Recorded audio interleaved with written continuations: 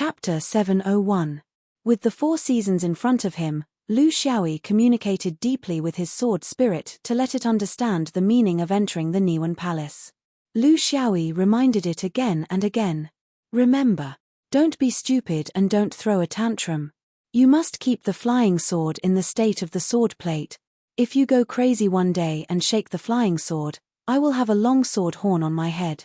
Then we will all be finished. This was a joke. In fact, the final form of the sword plate was completely controlled by him because it took him 11 years to form it with the power of the 5 elements. The sword spirit's role in it was secondary. After instructing, Lu Xiaoyi silently operated the 5 elements and the 4 seasons rolled out of thin air. After 11 years of hard work, the process had become very fast. It was completed in the blink of an eye. It had shrunk into a sword plate. With another shake, it had transformed into a mustard seed, invisible to the naked eye. However, its existence was very clear in Lu Xiaoyi's spiritual consciousness.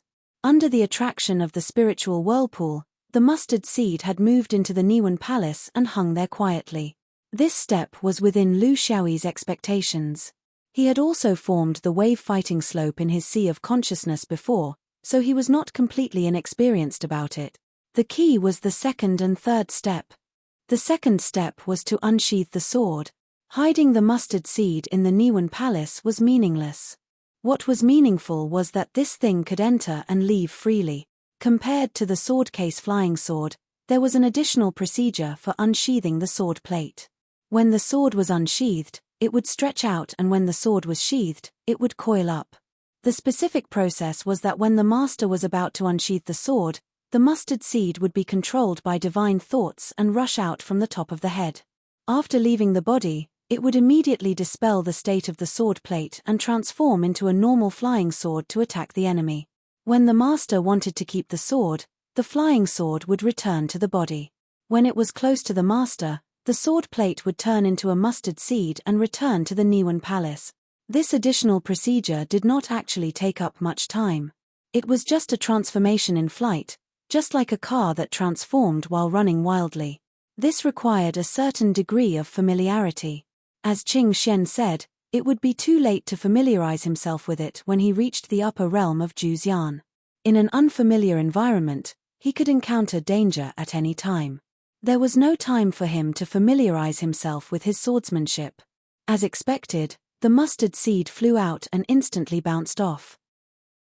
Lu Xiaoyi immediately realized the first advantage of the coiling sword, which was the most important indicator for a flying sword: initial speed. A powerful swordsman would try to minimize the speed of the flying sword as much as possible, which was why the flying sword appeared to be as fast as lightning in the eyes of an outsider.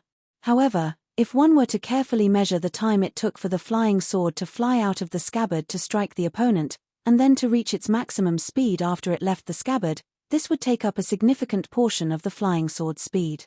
Most importantly, there was no way to avoid it. The closer the opponent was to the scabbard, the greater the proportion of the flying sword's speed. With Lu Xiaoyi's current speed, if his opponent was 3,000 feet away from him, he would almost collide with his opponent the moment he pushed his speed to the limit. In other words, the first 3,000 feet was a distance of acceleration from slow to fast. In terms of efficiency, it wasn't perfect. During the process of the coiling sword transforming from the mustard seed to the coiling sword, and extending it at the same time, because the coiling sword's body suddenly straightened, under the explosive power of the 5 elements, it would instantly give the flying sword a terrifying initial speed. This would greatly shorten the acceleration process of the flying sword. If his mastery of the coiling sword were to improve in the future, he might even be able to reach its maximum speed the moment the flying sword left the scabbard. This was extremely important to a swordsman. Based on the current changes, his maximum speed had been reduced from 3,000 feet to 100 feet. This meant that the time it took to hit the opponent had been reduced by a few %. This was the unexpected benefit of the coiling sword. If you don't use it, you will never know. There were still many things that needed to be tested. How to control it, how to hide it, how to carry it, how to distribute it unevenly, how to add the 5 elements to it. These were all things that needed to be considered at the moment the sword left the scabbard. As for how to use the flying sword after it left the scabbard, it was no different from how he usually used the sword. He was very cautious. From slow to fast, from light to heavy, from simple to complicated, he gradually increased the load. At the same time, he constantly paid attention to whether the mustard seed entering and exiting the Niwen would negatively affect his sea of consciousness. Whether it would cause baldness. The mustard seed entering and exiting the Niwen would be a few orders of magnitude finer than pores. It probably wouldn't cause such an awkward situation. The second step was also very smooth. He wasn't sure if it was because of his own personal reasons. Or was it because of the sword spirit? Or was there some other reason that he couldn't think of for now that allowed the sword coiling sword to enter and exit the Niwen palace so easily? If that was the case, why would other cultivators with sword coiling sword choose the Dantian instead of the Niwen palace where it was easier to imbue spiritual energy? Based on his judgment, it was most likely because of the sword spirit. Without the sword spirit's actual control, the sword coiling sword might go out of control in the mind. For a middle or low-level swordsman without a sword spirit, the Dantian was almost their only choice. At least in this place, the sword coiling sword could still be nourished by mana. After a month, he was sure that the sword coiling sword entering and exiting the Niwen palace was fine. There was only the third step left. He needed to find out if the various forces that he had comprehended, as well as whether the Tao state could be synchronized with the sword coiling sword, as well as the growth of the sword coiling sword in the sea of consciousness. These were all things that needed a long time to explore. Basically, the sword coiling sword entering and exiting the Niwen palace was a success. However, there were also many problems that needed to be solved. How to choose between the 5-element sword formation and the star sword formation? The sword disc in the mud ball was different from the sword case. It didn't allow sword spirit Shu to switch between different sword discs. In order to fully utilize the characteristics of his sword formation system, he needed 7 universal sword discs. With his current 7 flying swords as the foundation, he would fuse with the top-grade materials, star materials, and 5 elements materials. Maybe in the future, he would have more Tao realm swords. That was a story for later. Right now, what he needed to do was to familiarize himself with the 4 seasons sword plate while he also began to familiarize himself with the other flying swords. There was no time to waste. Otherwise, he wouldn't be able to fully unleash his battle prowess. As for the other 2 who were not far away, Yu Hu did not care. He did not understand the sword vein, so he thought it was normal. It was nothing more than moving the flying sword from the sword case into the body. However, Qing Xian was shocked. The 3 pristine ones were the Dharma cultivators who understood swordsmen the best. They knew how difficult it was for an external sword to move the flying sword from the sword case into the body. In the tens of thousands of years of history of the external sword, they had never stopped trying to do so, but they had never seen any results. Now that this fellow heard that the upper realm of Juzian was filled with sword plate orthodoxy, he moved the flying sword just like that. For such a person, it was not unreasonable for the sects to want to kill him. However, he also knew that at least in the upper realm of Juzian, the 3 of them were a single entity. They needed to support each other, not tear each other down. He was not a Taiching cultivator. As the most outstanding Jin Dan in the 5 rings of the Shangqing sect, he had his own pride. He might not be inferior to them. Moreover, he could also see that Lu Xiaoyi's talent in swordsmanship was indeed heaven-defying. However, in terms of cultivation, he was also trash. This was where his advantage lay. Chapter 702. During the journey, Lu Xiaoyi began to control the Big Dipper and Hidden Fragrance at the same time.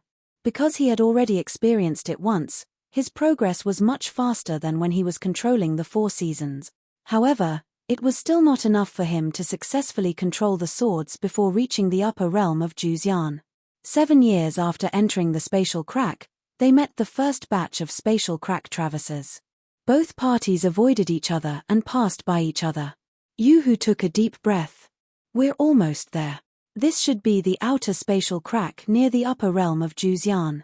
Otherwise, there wouldn't be so many cultivators. They're not actually going anywhere. They're just going from one continent of Juzian to another. You who took more than 10 years to come here, but they only took 7 years to return. This was understandable. After all, in terms of difficulty, it was not the same thing. Finding the path to the azure sky required constant trial and error. It was not like the upper realm of Juzian where the goal was clear. Moreover, there was a major cultivator to guide them. This made it so that they did not take any detours. Lu Xiaoyi had also tried to use the positioning of the stars in the past few years. Even in the spatial crack, his positioning of the stars in the main and reverse worlds was still accurate. However, the problem was that the spatial crack was constantly changing. There would be a small change every year, and a big change every 10 years. After 100 years, it would be a completely unfamiliar spatial crack system. There was no value in positioning it.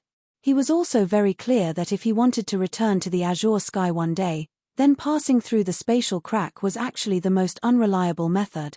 He had already kept the sword case many years ago. Now, he only had the 4 Seasons sword plate with him. He had to remind himself not to carry the sword case out when he was in the upper realm of Juzian. The frequency of encountering the cultivators of the upper realm of Juzian began to increase. This also meant that they were preparing to face the final challenge. After they left, what would be waiting for them? Would they be ignored? Or would they be scrutinized by a true lord? Or would they be received by their original sect? This could be the worst-case scenario. You who comforted them. Out of all the situations, the one that is least likely to be received by your original sect. When you come to do something, you definitely won't leave any details to the side branches. This is also a way to maintain a sense of mystery. I'm guessing that a Yuanying level perfected person will come and ask about the accident that happened at the exit of the crevice. Then, they'll probably dismiss us. Of course, they might also ask us to join one of the 9 divine mountains. Qing Xian was surprised. What do you mean? Yu Jiyu sneered. This is also one of the ways that the 9 great divine mountains used to take advantage of others. After they send their disciples to participate in a mission, if they're satisfied with the mission, or if the mission is very sensitive, they'll directly make a request to the disciple under them, requesting that the disciple be accepted into the sect. The elites that others have painstakingly raised for hundreds of years have become theirs. Lu Xiaoyi was speechless. Isn't this too unreasonable? Is there no one who raised a different opinion? In the 5th ring, even the domineering 3 pure ones wouldn't dare to do this. Qing Xian retorted, the 3 pure ones aren't the most domineering in the 5th ring. Before a swordsman draws his sword, the swordsman belongs to the universe. After a swordsman draws his sword, the universe belongs to the swordsman. You who was already used to their mutual attacks. It's very domineering, but if you consider that there are 3,000 sheep to be slaughtered, and that each side branch might not even have a turn in 100 years, it's still within an acceptable reign. Therefore, no one said anything. There's no comparison in terms of strength, the difference is like heaven and earth. Most importantly, the despicable things that the 9 great upper sects do will not be known by others, and it will become an eternal secret. Lu Xiaoyi sighed. Only the dead are the best secret keepers. But to us, it seems like it's safer. Because this means that we can openly not come into contact with our original sect. Qing Xian attacked him. The prerequisite is that you have to be noticed by others first. I'm very doubtful of what you can do with just that sword plate. Lu Xiaoyi laughed. The single-headed sword is even more vicious. You don't understand. You who scrutinized the 2 of them again and reminded them, the Juzian people's habits of speech, doing things, living habits, dressing habits, some special regional taboos, and some of the most famous stories and legends. I've already told you all that I can remember in these few years, but this is definitely not everything. Whether you're from Juzian or not, you can tell in less than 10 sentences. This will require you to live and cultivate in the upper realm of Juzian for a period of time before you can fully adapt, so my advice is to pretend to be deep and mute. Remind yourself every 3 sentences that you can't say anymore. Lu Xiaoyi looked at him and said earnestly, Brother you seem to be more nervous than us. There's no need for that. The best way to deal with this kind of situation is to relax. Don't think about how to deal with it, sooner or later there'll be trouble. Relax, we're all people with fate. It was rare for Qing Xian to speak as well. He was not worried about himself, nor was he worried about the swordsman. That fellow was more resilient than anyone else, but this native of the upper realm of Juxian might not have the mentality to lie low. Brother Yu Hu, you must remember, no matter what happens, don't try to help the two of us. We have our own ways. If you help us, it'll definitely be a bad thing in the eyes of others. The three of us are three people with different intentions. Everything is for ourselves, don't take care of others. The more we're like ourselves and not like a team, the higher our chances of survival. They finally saw the exit. They had experienced the exit of the space crack countless times, but in these 7 years, they had never dared to step out, because it was very likely that there would be magnificent and complicated cosmic phenomena outside. If they went out, their survival time would be measured in breath. But now, in this place, the exit only meant that it was the upper realm of Juxian. The three of them subconsciously sped up. This was the inevitable reaction of every wanderer returning home. If they still gathered together to discuss countermeasures, it would be truly abnormal. However, a loud and firm voice stopped them. Go to the crack on the left. This voice, without a doubt, was the voice of a powerful cultivator. They could not guess the realm, nor could they determine where the voice came from. The three of them were very smart. They pretended to look around to see if the voice was speaking to anyone else. However, there was no one around. Lu Xiaoyi spoke without hesitation. Yu Hu, who was behind them, was shocked. These two people were really bold, as if they were genuine cultivators who had returned. Senior, are you giving us instructions? We're not cultivators who teleport, we're returning from a faraway foreign realm. We've been flying in the crack for almost 20 years, That's right, I'm talking about you guys. The three of you have failed your mission, but it's rare that you came out unscathed. I don't want to know what happened, but the three of you must accept your punishment. Go to the crack on the left, go straight, walk out. Chapter 703. The three of them no longer hesitated. In the Juxian upper realm, the orders of the 9 great divine mountains upper cultivators were like the heavens. They had no room to refute the orders of the upper cultivators. This might not be the mentality of the cultivators of the Shenyuan upper realm and the 3 pure ones, but it was definitely the mentality of the 3,000 unorthodox cultivators in the Juxian upper realm. The three of them did not speak to each other, nor did they communicate with their spiritual sense. This was something they had agreed upon long ago. Now that they were in the Juxian upper realm, everything should be prepared with the supreme cultivator by their side. The distance was not long. In just 2 hours, they saw a faint light in front of them. It was another exit, but they did not know its specific location. Was it in the Juxian upper realm? Or outside? The voice said that it wanted to punish them. This was within reason. Their performance at the exit of the crack in the land of exile was indeed lackluster. It seemed like they did not want to improve themselves. They did not want to be meritorious, but they did not want to be wrong. This might be the common mentality of all the unorthodox cultivators who were recruited in the Juxian upper realm. As the 9 great divine mountains who were at the top of the pyramid, it was impossible that they did not know about this. Therefore, the punishment was not wrong at all. They did not dare to hesitate or stop. Instead, they followed the instructions and rushed out of the exit directly. Taoist Yu Jiyu did not know what was on his mind, but the 2 spies from Qing Kong were indeed shocked. This was a boundless sea of clouds. At least, with their eyesight and spiritual sense, they could not see the end of it. The clouds were thick, and their spiritual sense could not penetrate them. As they rolled, it was like the sea. Sunlight shone down from above, refracting colorful rays in the sea of clouds. It was dazzling.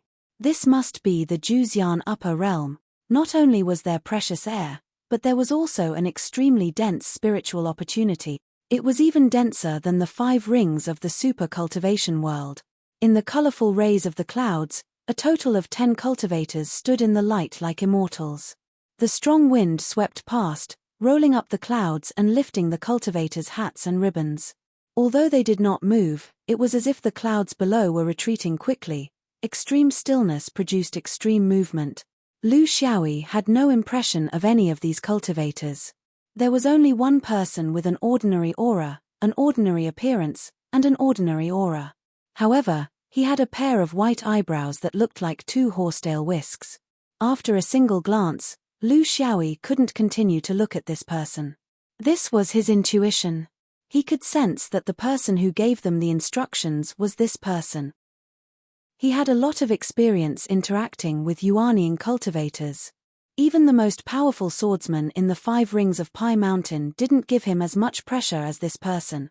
This was a perfected monarch, and a high-level one at that. He was either a primordial spirit or a young spirit. He lowered his head, but he couldn't help but feel a thread of desire. The sword box moved slightly in his Niwen palace. This was his attempt. It was a bit daring, but he couldn't control himself. Of course, he didn't really want to use the sword. Even if he wanted to die, this was not the way to do it. He just wanted to prove the meaning of moving the flying sword from the sword case into his Niwen palace. This should also be the core secret of the inner sword. With the sword in his Niwen sea of consciousness, he dared to slaughter all the immortals and Buddhas in the world. The white eyebrows Daoist opened his eyes. It was as if 2 rays of divine light shot out. He rolled up his sleeves, and the waves in the sea of clouds rolled. In the middle, there was a huge chessboard that was separated by the Chu River. The chessboard was thousands of miles long and wide. There were flags fluttering in the wind. Although there wasn't an army of thousands of men and horses, the appearance of the chessboard alone filled the world with an austere aura. It was like 2 armies facing each other. Before the people arrived, there was already no place for the existence of any living thing in the world. I have a game of chess with old monster Jin. It's time. Since all of you have sinned, this game of chess will also provide you with a chance to escape your sins. The world knows that I, white eyebrows, play chess. The winner lives, the loser dies. There is nothing unexpected. Be my chess piece. Even if you are of noble birth and have countless achievements, once the chessboard is defeated, you will have no chance of survival.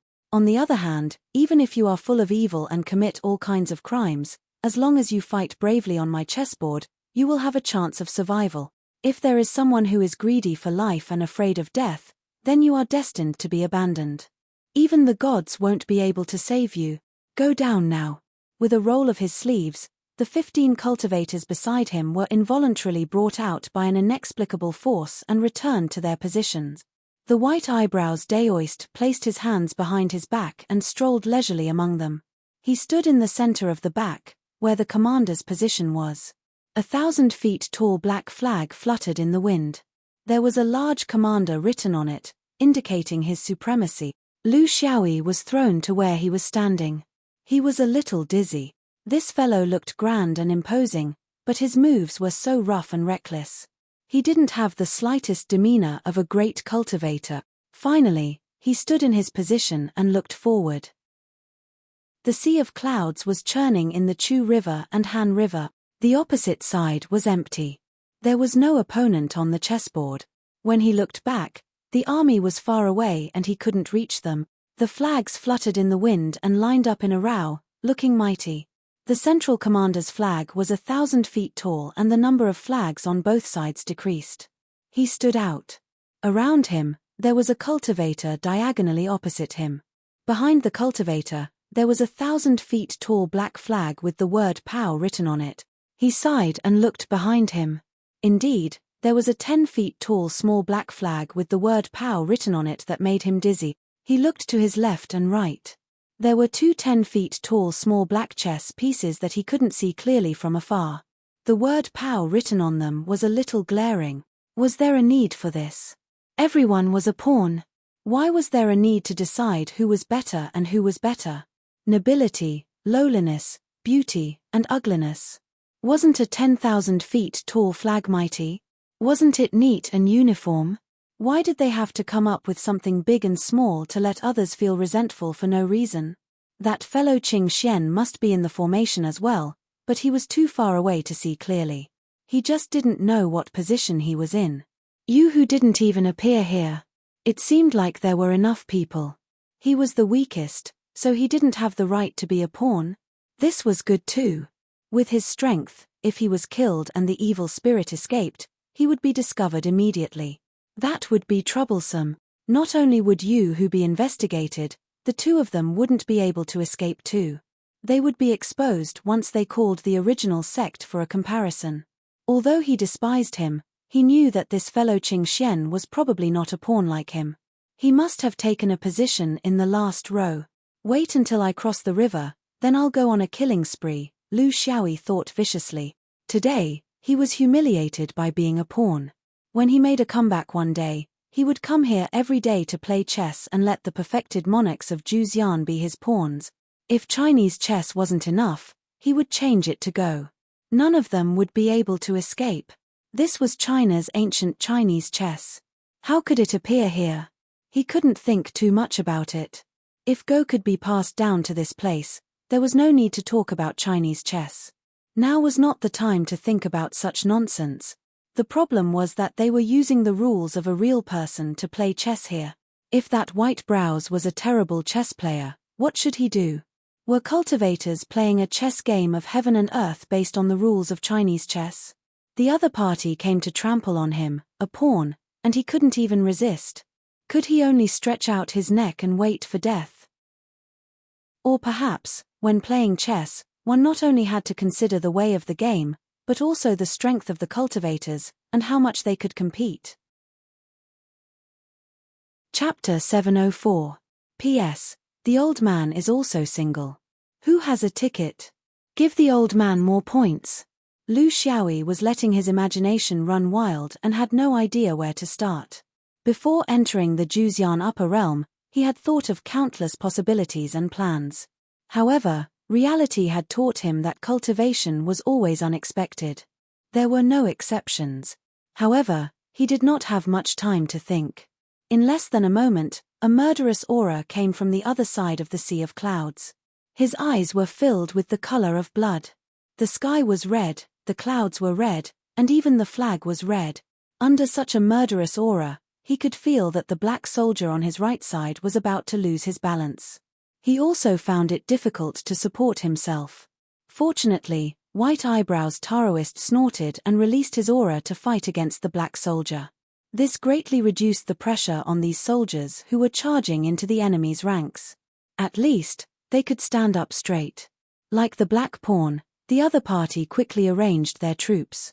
The 16 cultivators took their positions. Other than the red pawn facing him, he could only see the blood-red general flag in the middle of the other party's formation.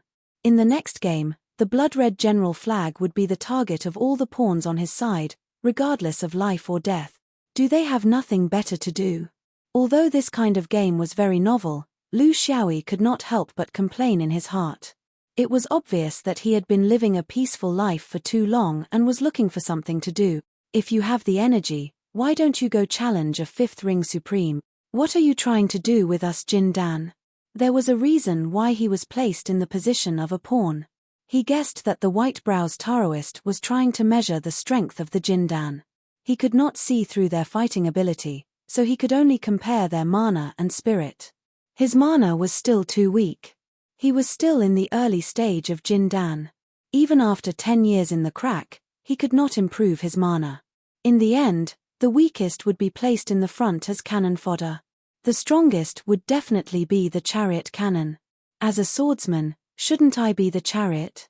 According to the rules of chess in this world, if a pawn wanted to turn into a chariot, it had to cross the river and sink to the bottom. Unlike in his original world, once a pawn sank to the bottom, it could move as freely as a chariot. This was more similar to the chess in his previous world. It was more in line with the meaning of a fish leaping over the dragon gate. The opposing red soldier was not far from him. He was gnashing his teeth and glaring at him. Was there a need for this? Everyone was just a chess piece. Couldn't they just sit down and chat, talk about life and look forward to the future? It was as if he had thrown a child into a well. Lu Xiaoyi raised his hand and waved, expressing his goodwill. It was as if he had seen an old friend. This made the other party somewhat baffled. The cultivators of the Juzian upper realm still didn't understand the 5th ring people. In the 5th ring cultivation world, everyone agreed that the one they should be most wary of was the smiling one. The people of the fifth ring were no longer as simple as hiding knives behind their smiles. They had melted their smiles into their knives, wishing they could make their knives look like flowers. He didn't have much knowledge about chess. It was the same as Go. It was a typical bad chess game. However, he didn't know it and liked to give advice when others played. He was the kind of person who would get angry when others didn't listen. He had no chess skills and no chess morals. However, he still had some theoretical knowledge. For example, he could say a bunch of vague words to show that he was an expert. For example, the patrolling river cannon, the side horse game, the high official game, the flying phase game, the head cannon, the immortal guides the way, and so on. Wait, if the black side started the game, would the white-browed old man use the immortal guides the way? Would it be the left side? Or the right side? If it was the right side, a small pawn like him would be the first to be the cannon fodder, only for the chariot behind. A great cultivator wouldn't be so shallow. Lu Xiaoyi kept comforting himself. Then, he felt his body moving forward involuntarily. In all honesty, he didn't want to move. However, in a chess game, how could things go according to his wishes? He was even closer to the other side's red soldier. He could clearly see how many strands of beard the other side had. Smiling awkwardly, Lu Xiaoyi couldn't help but pray to the heavens. F***ck, the other side wouldn't also use the immortal guides the way, right? To deal with the immortal guides the way, there were several common moves: pawn cannon, soldier horn cannon, counter immortal guides the way, high elephant, or reverse mount horse. Generally, only hotheads who were good at fighting would also use the immortal guides the way. They were both great cultivators at the true lord level. One was a bad chess player, but both couldn't be bad chess players, right? As Lu Xiaoyi prayed, the other side's red soldier did as he wished and really took a step forward. Now, not only could he clearly count the strands of beard, but he could also clearly count the strands of hair. Even if he used his butt to think, he knew that he, Lu Xiaoyi, had taken the lead in this first battle again. He wasn't even given a chance to observe the enemy's formation. Looking at the other side's nearly scarlet eyes, he could feel the other side's unwillingness. However, he couldn't help. He wasn't great enough to use his own life to save another life. Moreover, if he went easy, would the other side live? It was just a matter of time. As a chess piece, he had to have the awareness of a chess piece. As a pawn, he had to have the indomitable will of a pawn. This was the only path, there was no other choice. Sure enough, as he expected, the force that was controlling his movements suddenly disappeared. At least at this moment, he could move freely, while the other side was stuck in place, unable to move. Thus, Lu Xiaoyi understood the first rule of the chess game. The attacking side had the right to take the initiative to gather momentum, and also had the right to use forbidden moves to their heart's content. He didn't have any big moves. His big moves were all in the sword case. When the 7 flying swords and the 7 sword spirits were released together, he only had 1 sword plate now, and he hadn't killed anyone yet. The two of them were 100 miles apart. Lu Xiaoyi used the 5 elements escape technique to fly forward, continuously gathering momentum along the way. This was his right to make the first move. In the rules of chess, now it was the black side's turn to move first. It was him, the black pawn, who would eat the red pawn, and not the other way around. He had to make full use of the rules. This was because the moment he rushed forward, he understood that the first attack had to be completed by him. Before he released the first attack, the red pawn could only defend, and could not attack. He didn't use the celestial escape technique because he wasn't sure if the swordsman would be suspected if he used the celestial escape technique in the upper realm of Juzian. However, using the 5 elements escape technique was not a problem. Which orthodoxy didn't come into contact with the 5 elements? His opponent had been watching him closely, waiting for his flying sword to leave his body. Lu Xiaoyi wasn't too sure about the orthodoxy of the cultivator opposite him, but the cultivator opposite him was very clear about his roots. It wasn't that he knew him, but the swordsman's unique aura when he rushed forward. However, the flying sword still didn't leave his body. He was already dozens of miles away, within the range of Jin Dan's swordsman's flying sword, but he still couldn't see the flying sword. 20 miles, 10 miles. Lu Xiaoyi imagined himself as a flying sword, flying in the 5 elements escape technique, drawing a path like a black bird scratching the sand. That was another application of the goat horn technique. When he was 1 mile away from his opponent, he took out a long sword. He raised it, straightened it, twisted his waist, and chopped downwards, splitting Mount Hua. Chapter 705. Red Soldier could finally take the initiative to attack his opponent, because the Black Soldier had already made his move. But what kind of attack could be faster than the downward slash of a long sword? Furthermore, all his preparations were to counter the Black Soldier's flying sword.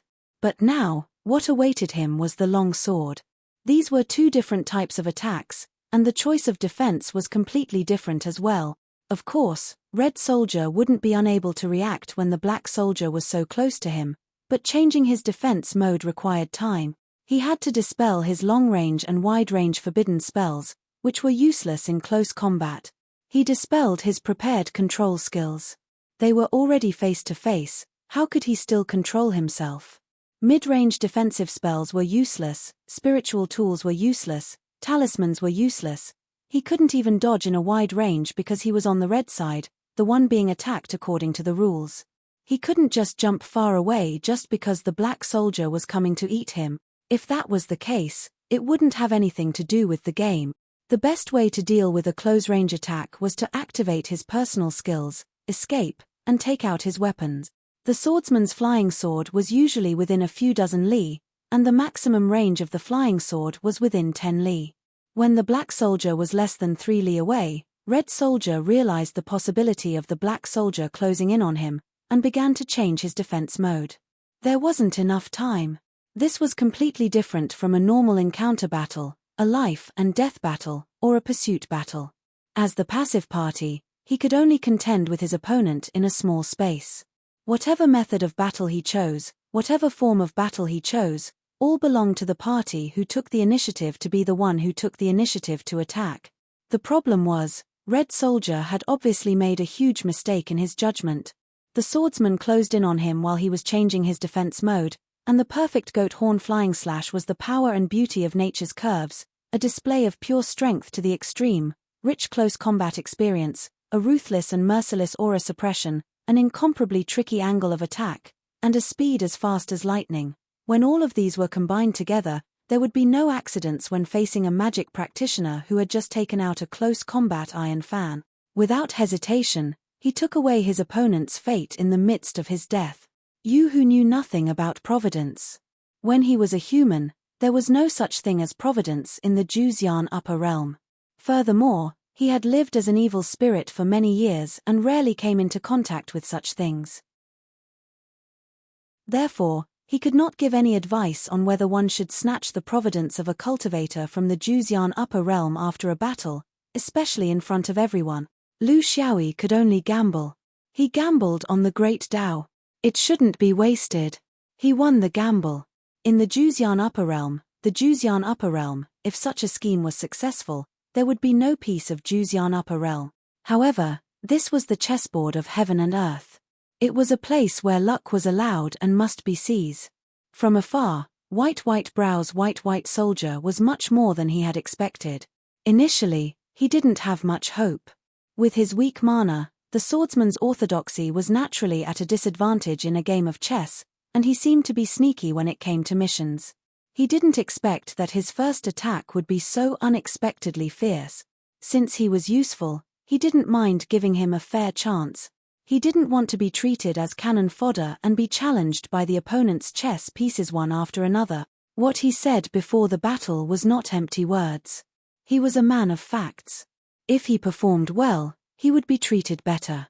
If he continued to perform well, he didn't mind that the entire game of chess was centered around the pawns. Life was to be fought for. A casual pawn and a core warrior were completely different. It meant that you could take the initiative to attack others instead of being attacked passively. In the heaven and earth chessboard, there was a huge difference between taking the initiative and being passive. It was so big that it could decide the life and death of a chess piece. Qing Xian stood 1,000 miles away. Because of the cloud layer, he could clearly see everything that was happening in front of him, but the pawns couldn't see the back. This was also an application of the psychology of battle formations.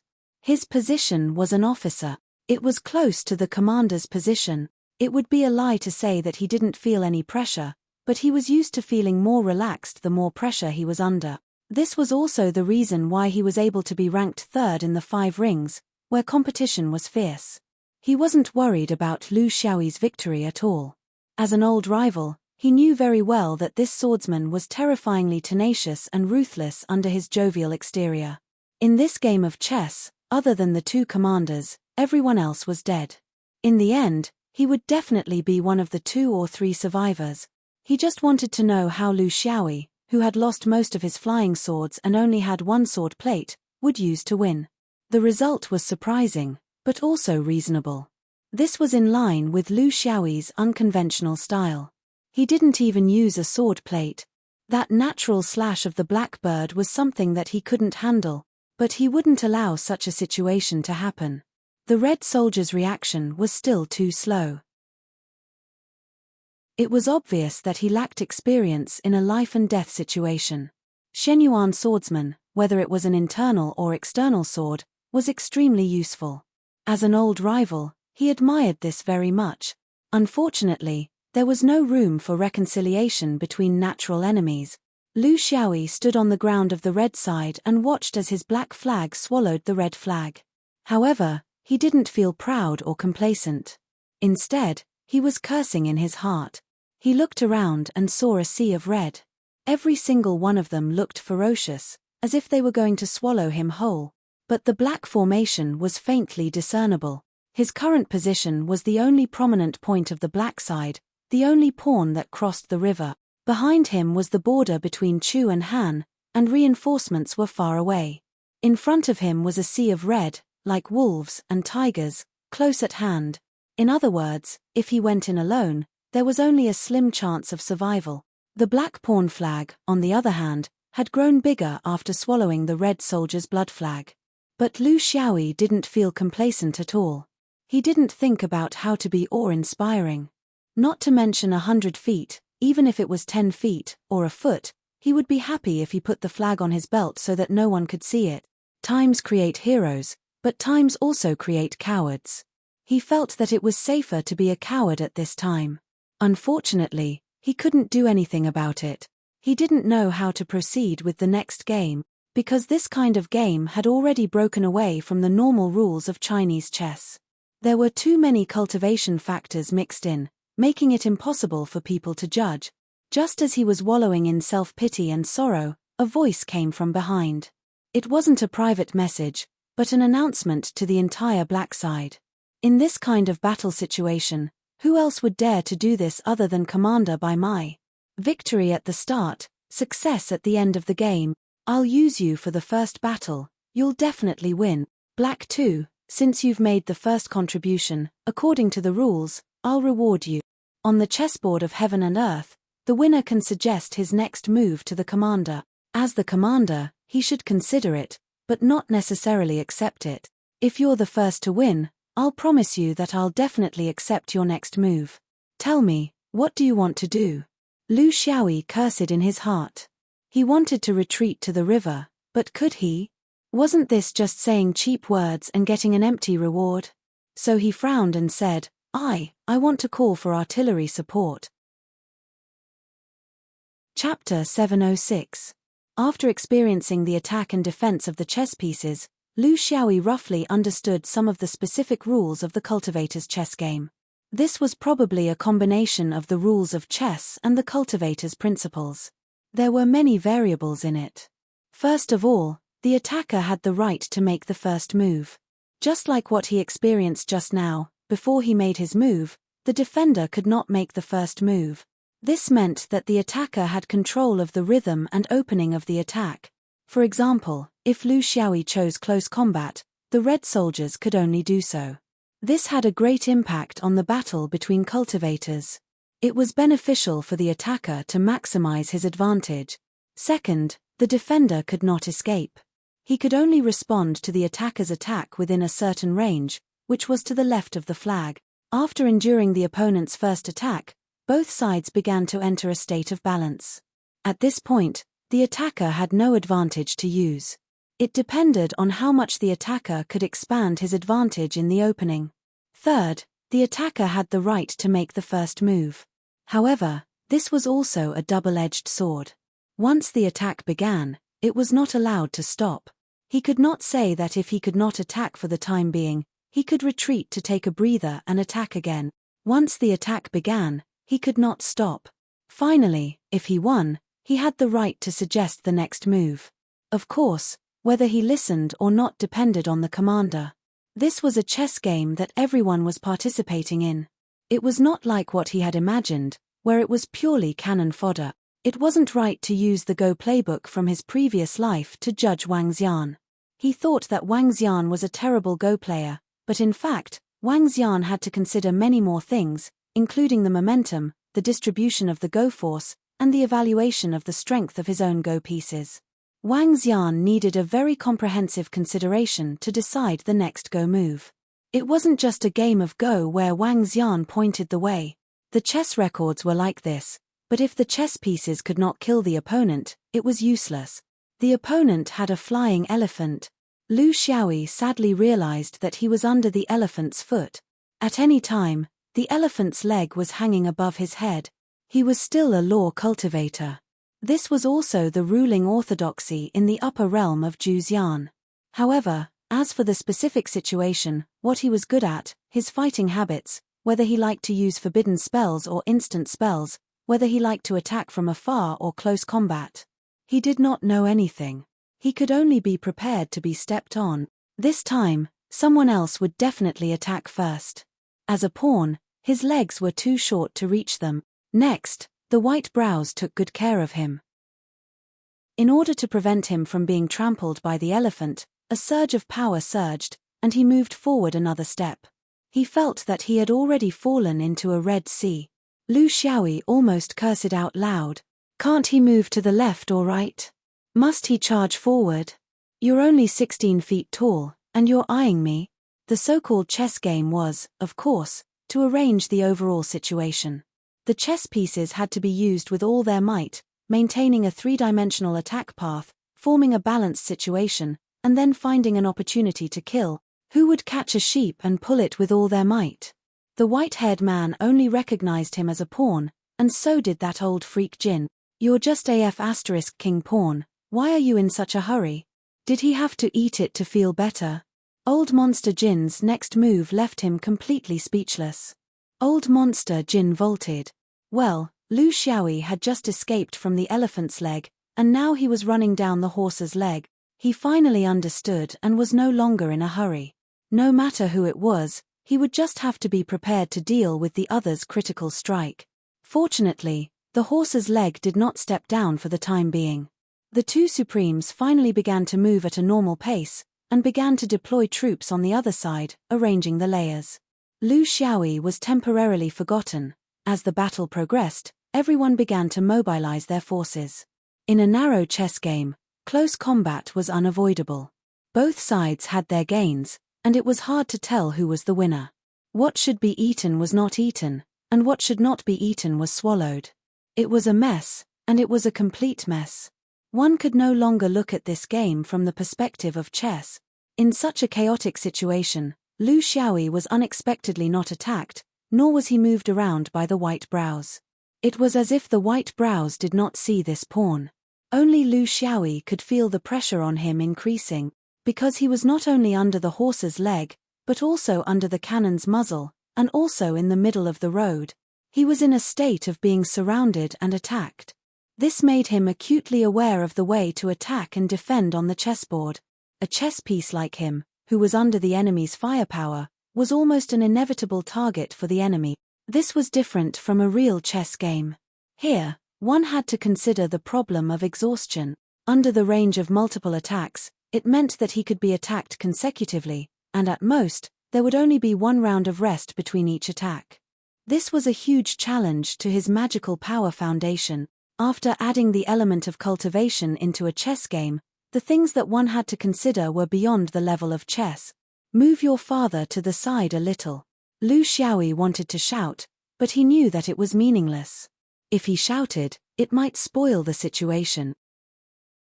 The White Brows deployed troops on the other side, and arranged a large number of troops.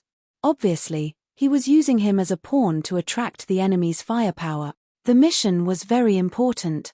He was in charge of blocking and attacking. A pawn was carrying a person, a carriage, a horse, and a cannon, while a black cannon was behind him.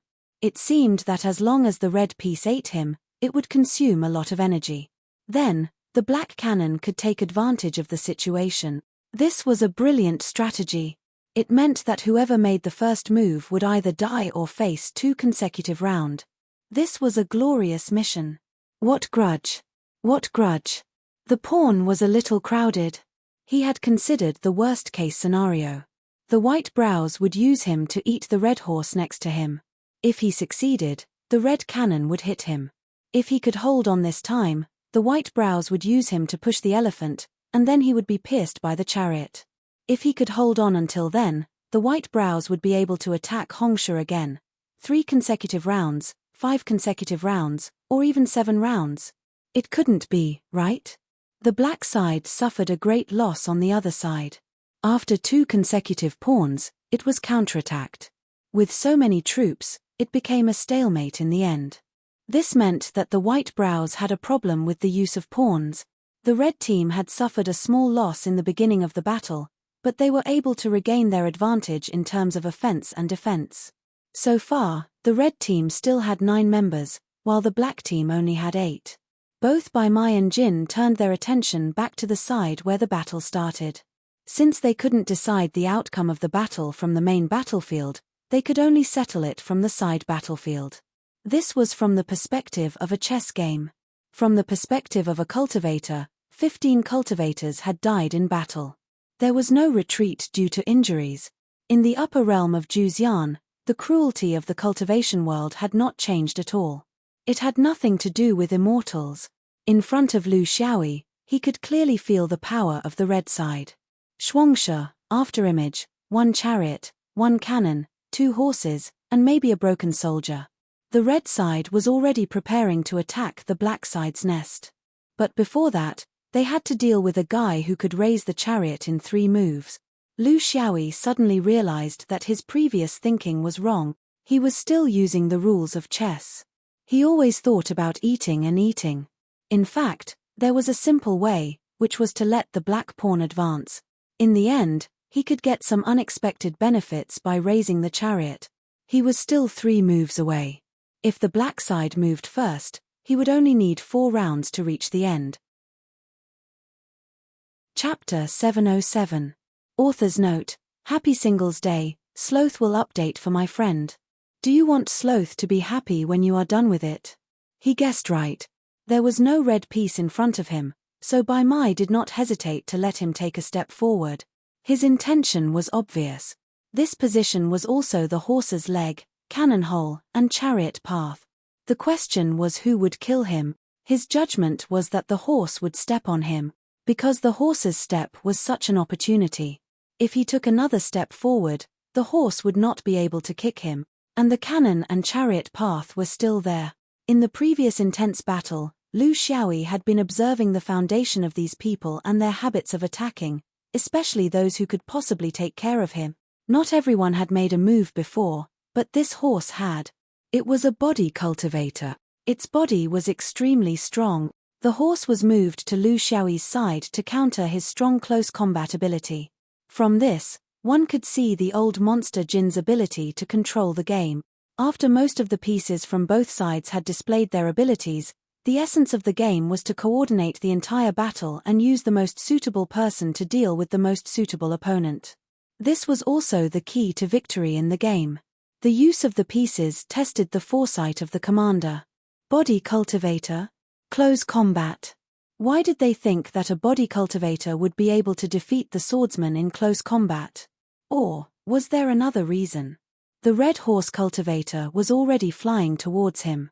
At this moment, Lu Xiaoyi could clearly feel that his room to maneuver was only within 100 feet of the black flag. In such a narrow space, he could not use his sword at all. He drew his sword. A few hundred feet of space was enough for him to use his close combat sword techniques. This was a close combat that all the cultivators around had expected.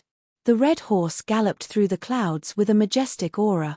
The Dharma idol grew continuously as it flew, and with a deafening roar, it was squeezing out all of its potential, playing life and death with the swordsman in close combat.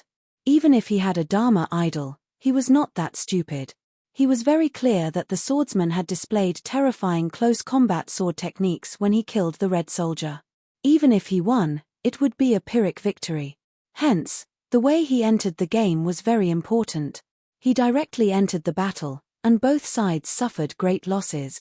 It needed to use its divine ability before entering the game to establish the cornerstone of its victory. He was very familiar with the swordsman and had fought against him several times. He knew that there was a blind spot in the swordsman's attack. This was the initial acceleration stage from 1,000 feet to 1,000 feet. Different swordsmen had different values. This was a swordsman's secret. This blind spot was especially serious among Jindan swordsmen. In the foundation establishment stage, the speed of the sword was relatively slow, so there was no blind spot. In the Yuanying stage, the cultivator's Dao realm was almost negligible. Only Jindan's swordsman did not have Dao realm, but his flying sword was extremely fast. This caused the sword disc to be difficult to control for a short distance. It was a blind spot. In a blind spot, the swordsman's flying sword was the easiest to dodge. Because it was difficult to control one's divine sense, the swordsman would usually focus his energy on accelerating his flying sword to its maximum speed. Acceleration and control were a pair of contradictory entities. His tactic was to use his divine ability when he was close to the swordsman's blind spot. At this time, the swordsman would definitely attack with his flying sword if he saw him attacking first. Attacking was a swordsman's nature. There was no other possibility. Because the distance between them was very close, the swordsman would not be able to dodge his divine ability within a limited range. However, he could easily dodge the flying sword in the blind spot. When he closed in, the swordsman would already be a swordsman who had been hit by a divine ability. His battle prowess would be greatly reduced. Naturally, he would not be a match for a physique cultivator who was equally strong in close combat. This tactic could not be used in the wild because the swordsman would not give him the chance to get close to the blind spot. However, it was perfect in the heaven and earth chessboard because the passive side would not be able to attack him first. This was the safest tactic. It would prevent both sides from getting injured in such a small space. Everything was going according to plan. The swordsman pulled out his sword. His entire body glowed with a defensive brilliance as he waited for a close combat. This was good news. Such a move would at least slow down his opponent's reaction. After he used his divine ability, even a split second of delay could affect the final outcome. The avatar's aura became even more majestic. Its 4 hands were holding an axe, a hammer, a knife, and a fork respectively. If it really wanted to close in on its opponent, it would not be something that an ordinary person could withstand. This was also a facade to force the opponent to be wary of close combat. When you see a giant over 10 feet tall wielding 4 terrifying weapons, anyone would have the same reaction. At 4,000 feet, the red horse took into consideration that its speed would give it an advantage. Thus, it activated its special divine ability, the cry of the azure ape. In ancient times, the azure ape would cry while facing a river. Those who heard it would feel weak and their limbs would go limp. In fact, it was a strange form of shockwaves in the human body. At the cost of the body cultivator's own muscles and muscles, it would cause the opponent's muscles and muscles to resonate with it. The body cultivator was already familiar with this kind of rhythm. It did not affect them at all. However, the opponent would lose control of their own body because of this unfamiliar rhythm. Although their transcendence energy and soul were normal, their limbs would not listen to them. Not only would they feel weak and limp, they would also lose control of their bodies. One could imagine the consequences of such a physical condition in the upcoming close combat. The key point was that the cry of the azure ape was a divine ability that was continuously activated. As long as the body cultivator did not stop, The rhythm would not stop until the opponent lost control of his body and was smashed into meat paste. It was a very specific supernatural power. The red horse could predict the reaction of the sword cultivator after it charged in. How many times could the sword cultivator block the attack of the four weapons? However, in the world of cultivation, perfection and accidents were often symbiotic. Just as he activated his divine ability, the black pawn flag let out a sword cry and the flying sword suddenly shot out. There was only a moment's difference between the first and the second. If one did not look carefully, it would seem as if the two attacks were launched at the same time. This kind of reaction had already exceeded the limits of what a human should be able to do. It was clearly a prepared attack. It was not a reaction after completely sensing the arrival of the divine ability. The time was too short and the distance was too close. To the red horse, a distance of 3,000 to 4,000 feet and a few breaths of time was simply not enough to change his tactical arrangement. He could not make any adjustments because to the attacker, since the attack had already begun, it was impossible for him to stop. Seeing the light coming, the red horse knew that it was the flying sword. The red horse could only believe that he was in the blind spot of the flying sword and could not control it well. He tried his best to turn his body. His huge transcendence form made a turn at extreme speed. He was confident that the flying sword would not be able to effectively chase after him while accelerating. Then, he felt a bit of pain. It instantly turned into pain all over his body. That was the pain caused by the explosion of the sharp sword aura in his body. Even the transcendence golden body could not stop the sword aura from wreaking havoc in his body. It was not purely because of the power. There was something else, the disorder of the 5 elements. Chapter 708. The red horse had truly turned into a red horse now. He was still trying his best to fly forward. His target was the guy whose cheeks were trembling under the black pawn flag. What kind of divine ability is this?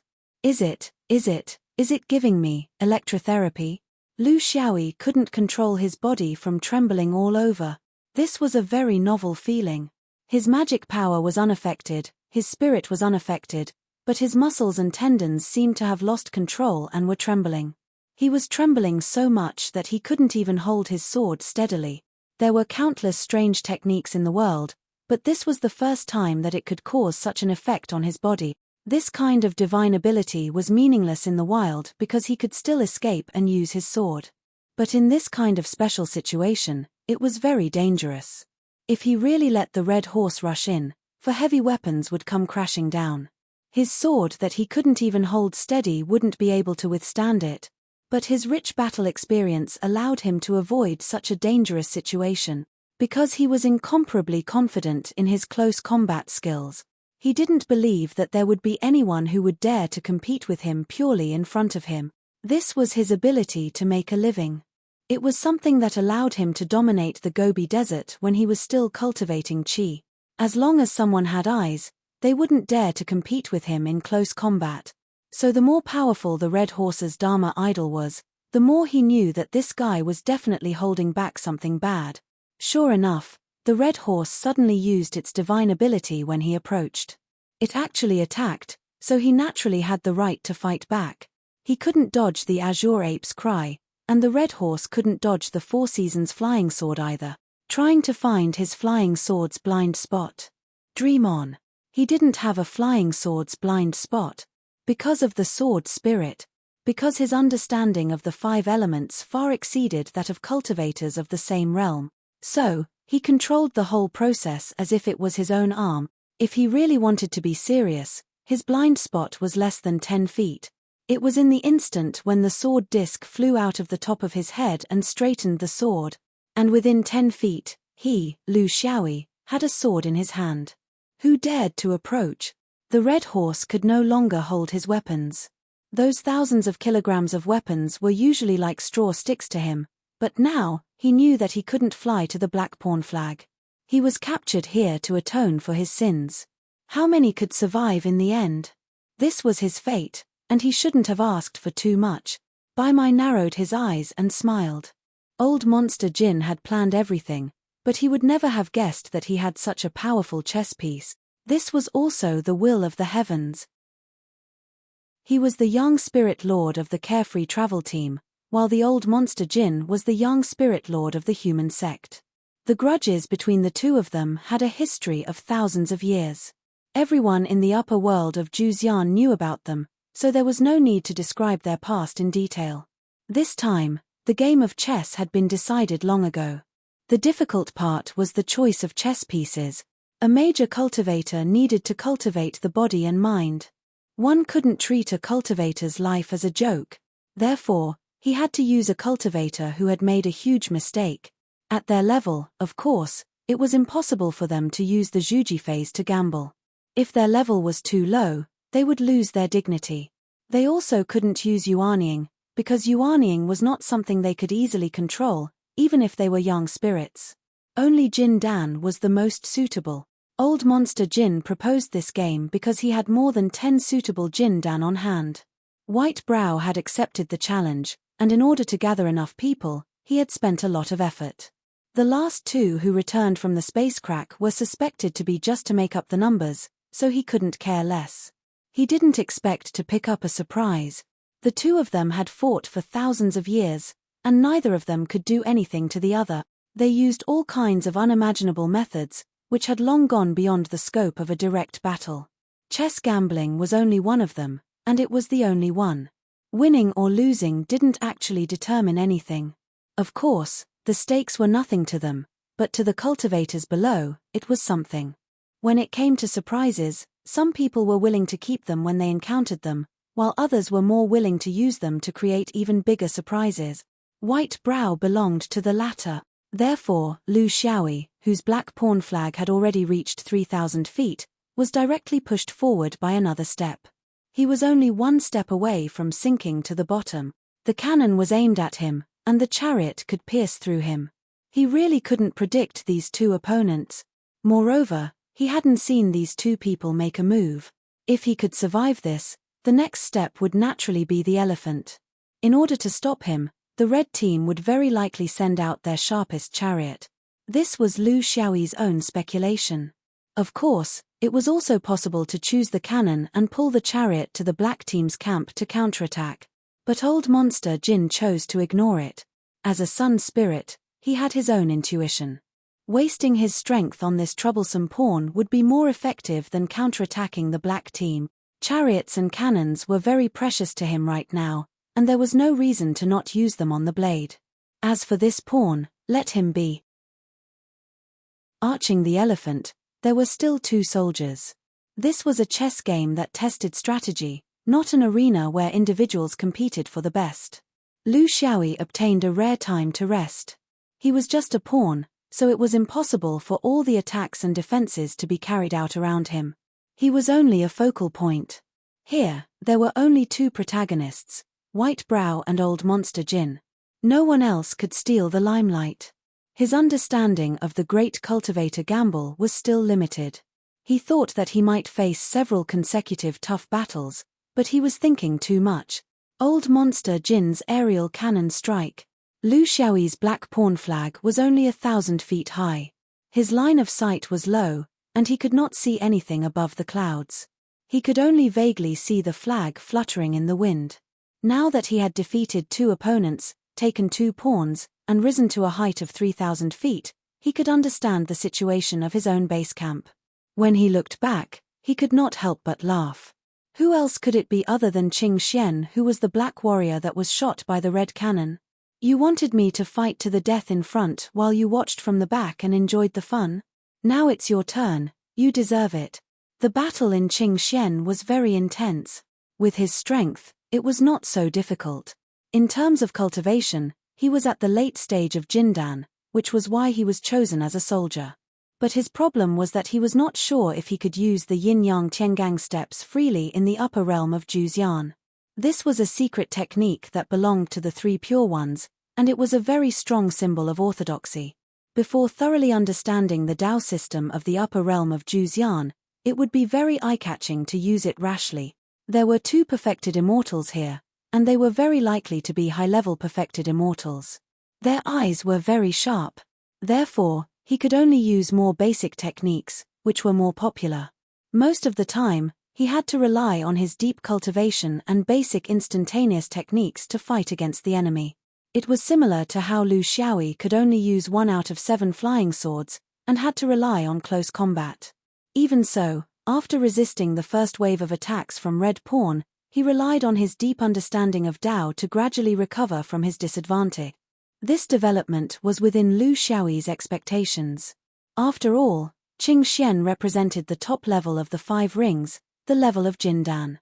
It did not make sense that he could not even defeat these sinful Jin Dan from the upper realm of Juxian. After a moment, Qing Xian won without any suspense, and he did not hesitate to attack. In the cultivation world, no one was innocent. Chapter 709. The next step. Bai Mai did not hesitate to use Arching Elephant. Lu Xiaoyi flew in the sea of clouds, watching Red Elephant gradually become clearer in his vision. This was an old Dan, but you could not look down on him just because he was old. In the previous round of Black Fang's attack, it was this Red Elephant who had contributed greatly, stopping Black Fang's ferocious attack. Lu Xiaoyi had observed his battles before. Similarly, he had 2 victories, but what was surprising was that both of his victories were very ordinary and unexciting. There were no dazzling consummate skills, nor were there any breathtaking tactical combinations. However, it was precisely because of this ordinariness that Lu Xiaoyi did not dare to lower his guard. Winning in an ordinary way must have something inside of it. Those who were good at fighting had no outstanding achievements. This was exactly the kind of person. Against such an opponent, he did not know how to deal with him. This was the pressure of being ordinary. Lu Xiaoyi himself had not reached such a realm. If he had 7 flying swords in his hands, he would definitely use violence to break through the ordinary. He would let his opponent live in the ordinary and die in the ordinary. However, he only had 1 sword plate now, so he was actually very ordinary. Then, he would use the ordinary against the ordinary. Tens of li away, the 4 seasons surged out, momentum, thunder. He did not hide too much as there was no need to. In the Jindan stage, force manipulation was not new at all, and sword chi thunderous sound was not rare at all. If he hid everything, he was afraid that these things could only be used in the netherworld. Red Elephant's performance was as normal as always, defending honestly, with water techniques as the main focus. This was also something that old cultivators had always displayed. Because they had practiced it to the extreme, it would appear smooth and flawless, continuous and unending. There did not seem to be any special techniques, just basic water element techniques and a few water element techniques. However, in his hands, it was as natural as breathing. His person, including the space he was standing in, seemed to be in a huge water droplet. All kinds of water element techniques were at his fingertips, as if he was the water, and the water was him. The reason why he did not choose to attack at close range was because this water element environment would slow down the speed of his sword. At the same time, his every move would be transmitted through the medium of the water, making it difficult to create that kind of incomparably fierce killing intent. Water was formless, softness could subdue hardness. This was not just a saying. The 4 seasons gradually lost its sharpness under the layers of Red Elephant's water spells. But what Red Elephant didn't expect was that the 4 seasons didn't retreat from its rhythm of attack. Instead, it continued to swim around the Red Elephant with the ripples of the water, slowly recovering from its reduced speed. This was not the normal trajectory of a flying sword.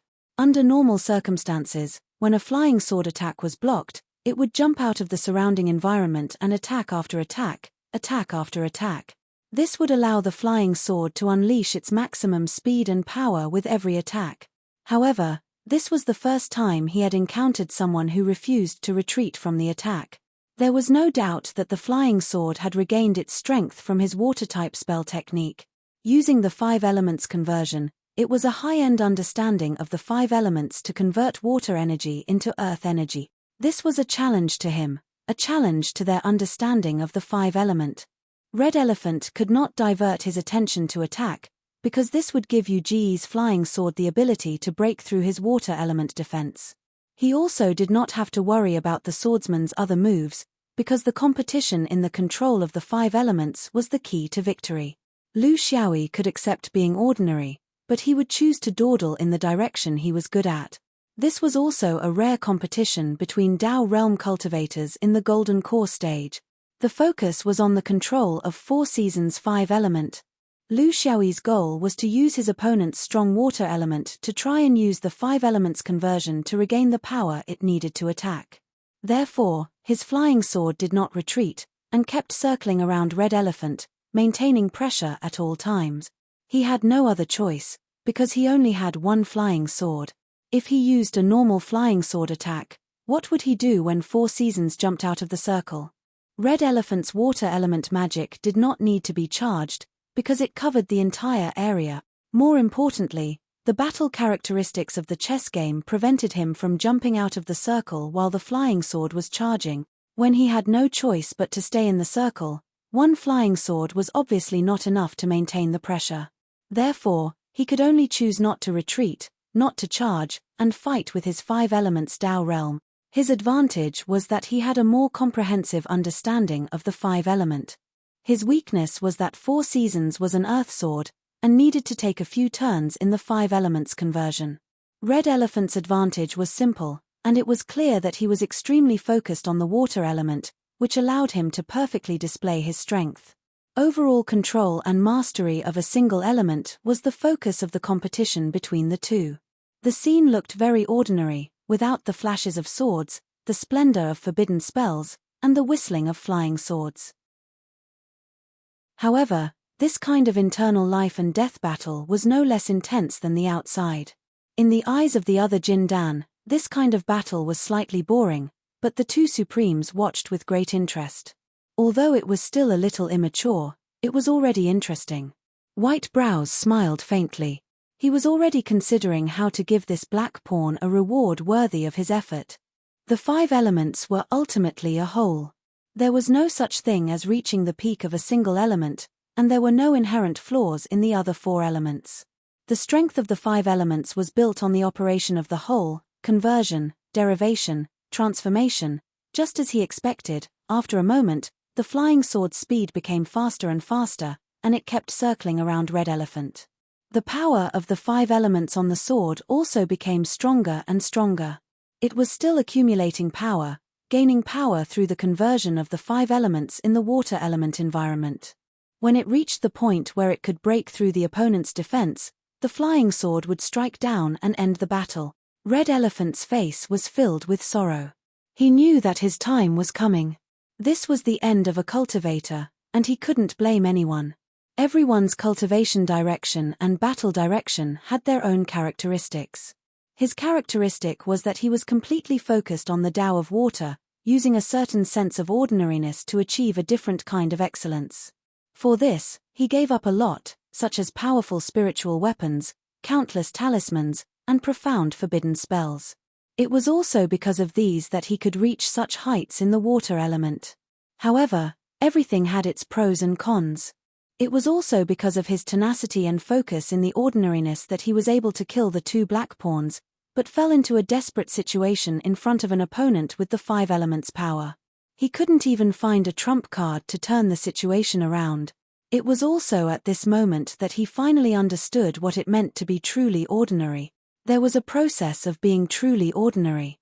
One had to experience being outstanding and stand out from the masses. The ordinary after greatness was the ordinary that saw through everything, the ordinary that had unlimited possibilities. If one was ordinary from the beginning, and remained ordinary, then it would only be ordinary. Chapter 710. Until now, Lu Xiaoyi had already absorbed 3 balls of fate energy. He could basically confirm that almost every Jindan cultivator in the Juxian upper realm had fate energy. As for the higher realms, he was not sure yet.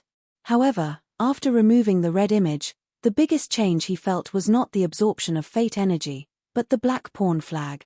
Before the arching image, his black pawn flag had reached a height of 3,000 feet because it had eaten 2 pieces. Now that the arching image was successful, the black pawn flag had grown to a height of 7,000 feet. It was the second tallest flag in the entire camp after the commander's flag, which was 10,000 feet tall.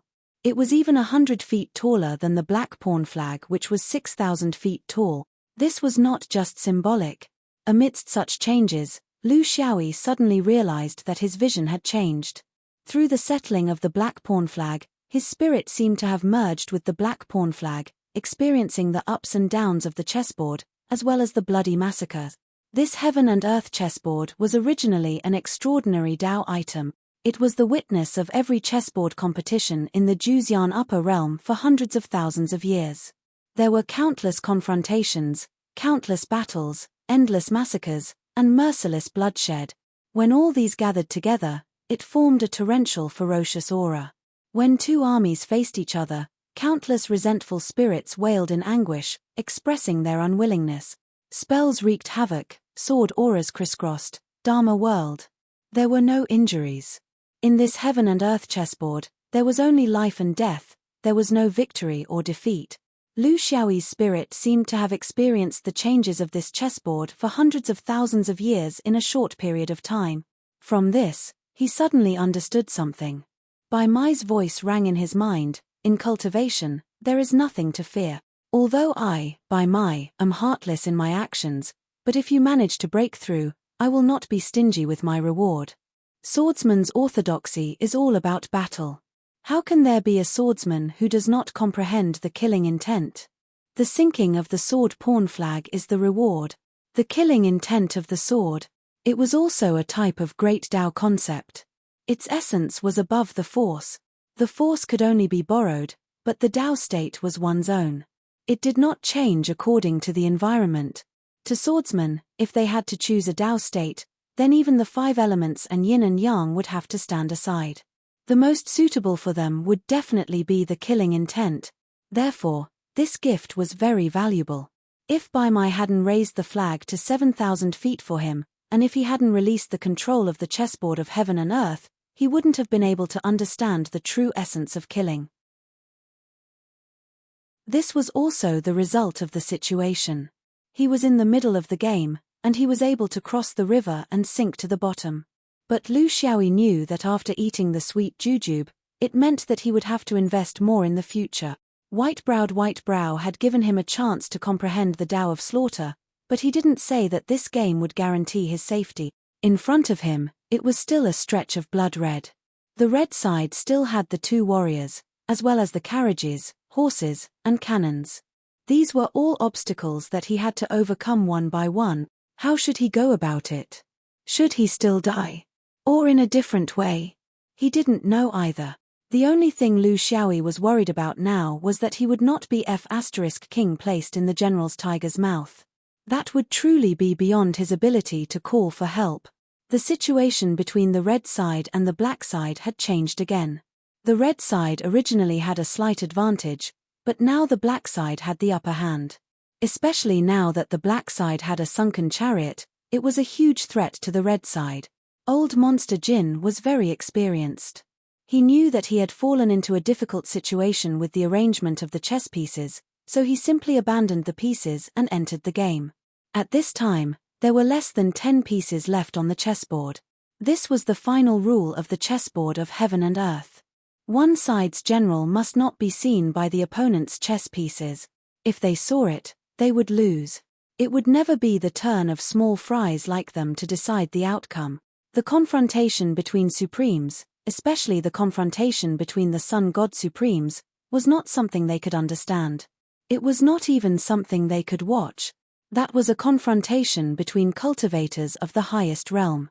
Although they were in the Juxian upper realm, the battle could have already taken place in the void of the universe. Time was very short, and the final outcome was unknown. All they knew was that once the huge chessboard of heaven and earth was put away, the red and black sides ceased their activities. Old Monster Jin wrapped up his chess pieces and floated away. There were still 5 players left on the black side, 1 pawn, 1 horse, 1 cannon, 1 soldier, and 1 elephant.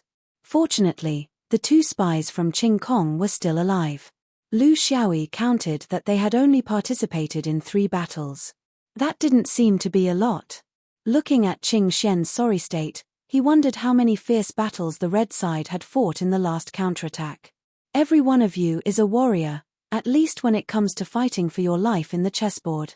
I hope that you can maintain this style in other situations, and not be as brave as a tiger when it comes to fighting for yourself, but in other aspects, you can't. These 5 cultivators had all violated the commandments of the Juzyan upper realm. Of course, 2 of them were different, but it didn't matter. It was just a small jindan, it was nothing. There were 3,000 unorthodox schools in the Juzyan upper realm. Their orthodoxy was complicated and strange, and no one would bother to get to the bottom of it. Among them, there were always some special ones. For the 9 upper sects, they could just keep them in their pockets. This was also a way for the 9 upper sects to maintain the vitality of their sects. Why were the 2 of you cowering at the other side of the crack? Why were you so hesitant and overcautious? Why don't you tell me the truth? Qing Xian reported, "Don't be angry, perfected lord. We had no choice. Because the exit on the other side was heavily guarded, we pulled together a group of refugees that we met by chance to break through the barrier. Under our guidance, everyone rushed out together. However, what we didn't expect was that this group of people had some strange abilities. They could extend the space of the crack and then pull the defenders into the crack as well, thus gaining the initiative to enter the other world. The 3 of us were caught off guard and fell into their trap. As a result, we rushed out of the crack and were pulled back. The crack's exit was lost, so we could only return the way we came." Bai Mai was disdainful. "Are you done? I know you're telling the truth, but I also know that even if you're telling the truth, as long as you pick and choose, you'll definitely be able to cover up the truth." He pointed at them. "Since you've already rushed out, why didn't you leave as soon as possible? What were you waiting for? It's not unusual for a crack in space to extend. However, I've never heard of a crack that didn't retract after it extended. The power of nature is not something that can be affected by human factors. Do you dare to say that the cultivators who were pulled in by the crack are like you, staying in the crack forever? If others can go out, why can't you? Is it because you can't? Or because you don't want to?" Sun God's judgment hit the nail on the head. Wasn't that the truth of the 3 of them at that time? Bai Mai snorted, "I know that you're not willing to carry out such a mission. You'll be trapped in a foreign land for the rest of your lives and lose the space of the upper realm. Therefore, you're very reluctant in your hearts. Therefore, you deliberately stayed in the crack because you were betting that Juzyan would pull you back. That's why I sentenced you to death and threw you into the chessboard of heaven and earth to decide your own life and death. Do you dare to say that I've wronged you?" Qing Xian and Lu Xiaoyi bowed. "Perfected Lord has discerning eyes. It's the truth. We had selfish intentions. We're guilty of death." Chapter 711. Bai Mai snorted. "I'm a man of my word. Since I've participated in this game of chess, I'll let bygones be bygones. But I want to remind you that if there's a next time when you're too timid to advance, you won't even have the chance to play a game of life and death." Qing Xian Lu Xiaoyi was embarrassed. He lowered his head and agreed. The 3 of them behaved just as Bai Mai said at the exit of the crack in the land of exile. They were not wronged. Putting aside the fact that it was the first time they came out of the crack and had the possibility of breaking out, the 3 of them went deeper into the crack when everyone else was squeezing towards the shrinking crack. It was obvious that they wanted to use this as an excuse to announce that they had failed the mission and wanted to return to the upper realm of Juzyan. "Elder Xian means that you won't be punished. Just to redeem yourself the next time. So, do you think it's better to punish you this way? Or to redeem yourself by doing good deeds?" Elder Xian was the person in charge of this trip to the crack of fate. The so-called redeeming themselves by doing good deeds meant that they would be sent back to do good deeds the next time. Bai Mai's words were to let the 2 of them know how to be grateful. It was Bai Mai who had pulled the 2 of them out of exile. Although the chess game was a little thrilling, at least they survived. They didn't have to worry about the next long journey and were completely free from this mission. But in Qing Xian Lu Xiaoyi's ears, they complained incessantly. If what Elder Xian said was true, they would have been sent back to the land of exile by Juzyan after investigating here for decades. How perfect would that be? It was the highest realm of being a spy, letting the other party be in charge of their transportation. Unfortunately, Bai Mai had messed it up. But on the surface, they had to pretend to be grateful. Thank you for your punishment, perfected Lord. We will not let you down. Bai Mai glanced at the 5 of them. The 5 of you have committed a grave mistake, all of you deserve the death penalty, but since you've died once in the game of chess, you've avoided the disaster. But if you take the blame like this, it'll be like child's play. When the news gets back, there won't be any warning, therefore, you can't return to your original sect. Stay in the 9 great divine mountains as outer disciples. After a few hundred years, when no one remembers you, you can return. This was a blatant recruitment of talent. After all, those who were able to stay alive on the chessboard of life and death were relatively redeemable. The luckiest of the 5 had also experienced a battle and could be considered as one of the best in Jindan. The major powers would never let go of these people. What was there to talk about returning after a few hundred years? He had been a disciple of free and unfettered God Mountain for several hundred years. Could he still go back? It was just a reminder to them not to contact their original sect. Qing Xian and Lu Xiaoyi were left with no choice but to grit their teeth and express their gratitude to them. Carefree Travel was one of the 9 great mountain sect. There was no need to talk about their skills, resources, connections, and teachers. It was definitely 100 times better than their original sect. But for the 2 spies, it was a mixed blessing. Putting aside cultivation and focusing solely on the objective of the mission, there were benefits to being in a major sect. They were well informed, and they would be able to gather more information. However, it was also more dangerous. There were many major cultivators there, and the slightest bit of carelessness could give them away. If they were free, they would not need to be on tenterhooks all the time. They would be able to move around freely. As for information, they would be able to gather information slowly. Bai Mai thought for a while. It was not good for the free and unfettered travel to swallow these 5 people. These people came from the 3,000 unorthodox sects. Some were found by him, some were found by his friends. After all, they were all Jindan, and they were also very promising seeds in the world of cultivation. If he swallowed them all, it would be very unsightly. It would also be easy for others to talk about it. How would he tell his friends the next time something like this happened? One must know how to share profits. Even if the 9 great sects did not have enough, it would not be easy to divide. However, it was not good to ignore friends who came to him. After some consideration, he already had a plan. Huaiming, you are from Shaolangdi. Go to Wanyan and you will have a lot of benefits. Quansu, your foundation is profound. Go to Taishan and Zhonghuang and you will have a different world. Qingtong, Jushan, Shan what you have learned is not orthodox. It is the unorthodox soul art, body art, and sword vein art. It is difficult to find a route in the 9 great holy mountains. Only I, the free and unfettered travel, have dabbled in all aspects. It is the proper place to go. Do you have any opinions? Who would dare to have any opinions? Of course, the one with the highest fist realm would have the right to speak. Among the 5 people, Bai Mai thought highly of only 2. One was Quan Su, the black soldier. Although she was not conspicuous in the early stages of the game, she played a big role in the later stages of the game when old Monster Jin put all his eggs in one basket. Her foundation was quite solid. But this time, the people in the game relied on Elder Xian's support. He gave the right to use the 3 people in the crack to him. They had known each other for thousands of years. Of course, he had to return the favor. Quan Su was such a beauty, and she came from the crack. It was not good to enjoy her alone. Of course, he had to give her to his friends' sects. The other person he thought highly of was Shan the black soldier.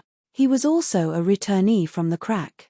He was on the opposite end of the spectrum from Quan Su. His cultivation in Taoism was limited, but he was gifted in combat. He had a lot of potential. Since Quan Su gave Huang Zhong Huang from Taishan, Shana had to be kept. The heritage of the free and unfettered travel was the most diverse among the 9 great sects. They could teach anything. Where was the free and unfettered travel? Where was the Taishan middle sect?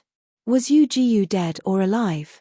The 2 of them were not sure, But they did not know how to communicate. They did not even look at each other. From the moment they entered the immortal of Ju upper realm, they were no longer friends. They were just traveling companions who had traveled through the spatial cracks for decades. They could only face the future alone. They could not count on others to help them. This was the prerequisite for safe hiding. They were very glad that they belonged to the same side in the chessboard of heaven and earth. Otherwise, if they were red and black, with their personalities, they could only use a sword to fight basic spells. They would use the most aggrieved way to decide life and death. They could not say anything until they died. The two of them would go to Huangzhong Huang from Taixuan and Xiao Yarrow from free and unfettered travel in the future. They were the instigators and executors of the fate of the land of exile. In this sense, they were very close to the truth. However, the distance between two supreme young spirit lords and two Jindan stage cultivators was so far apart that they might never meet in this lifetime. When they arrived, they were full of lofty aspirations. However, when they arrived, they were hit by reality. Lu Xiaoyi wanted to seek the truth, but he found that he was wrong. In the cultivation world, the truth was not found, but waited. If you should know, you would know when the time was right. If you did not know, you could only bury the secret in your heart.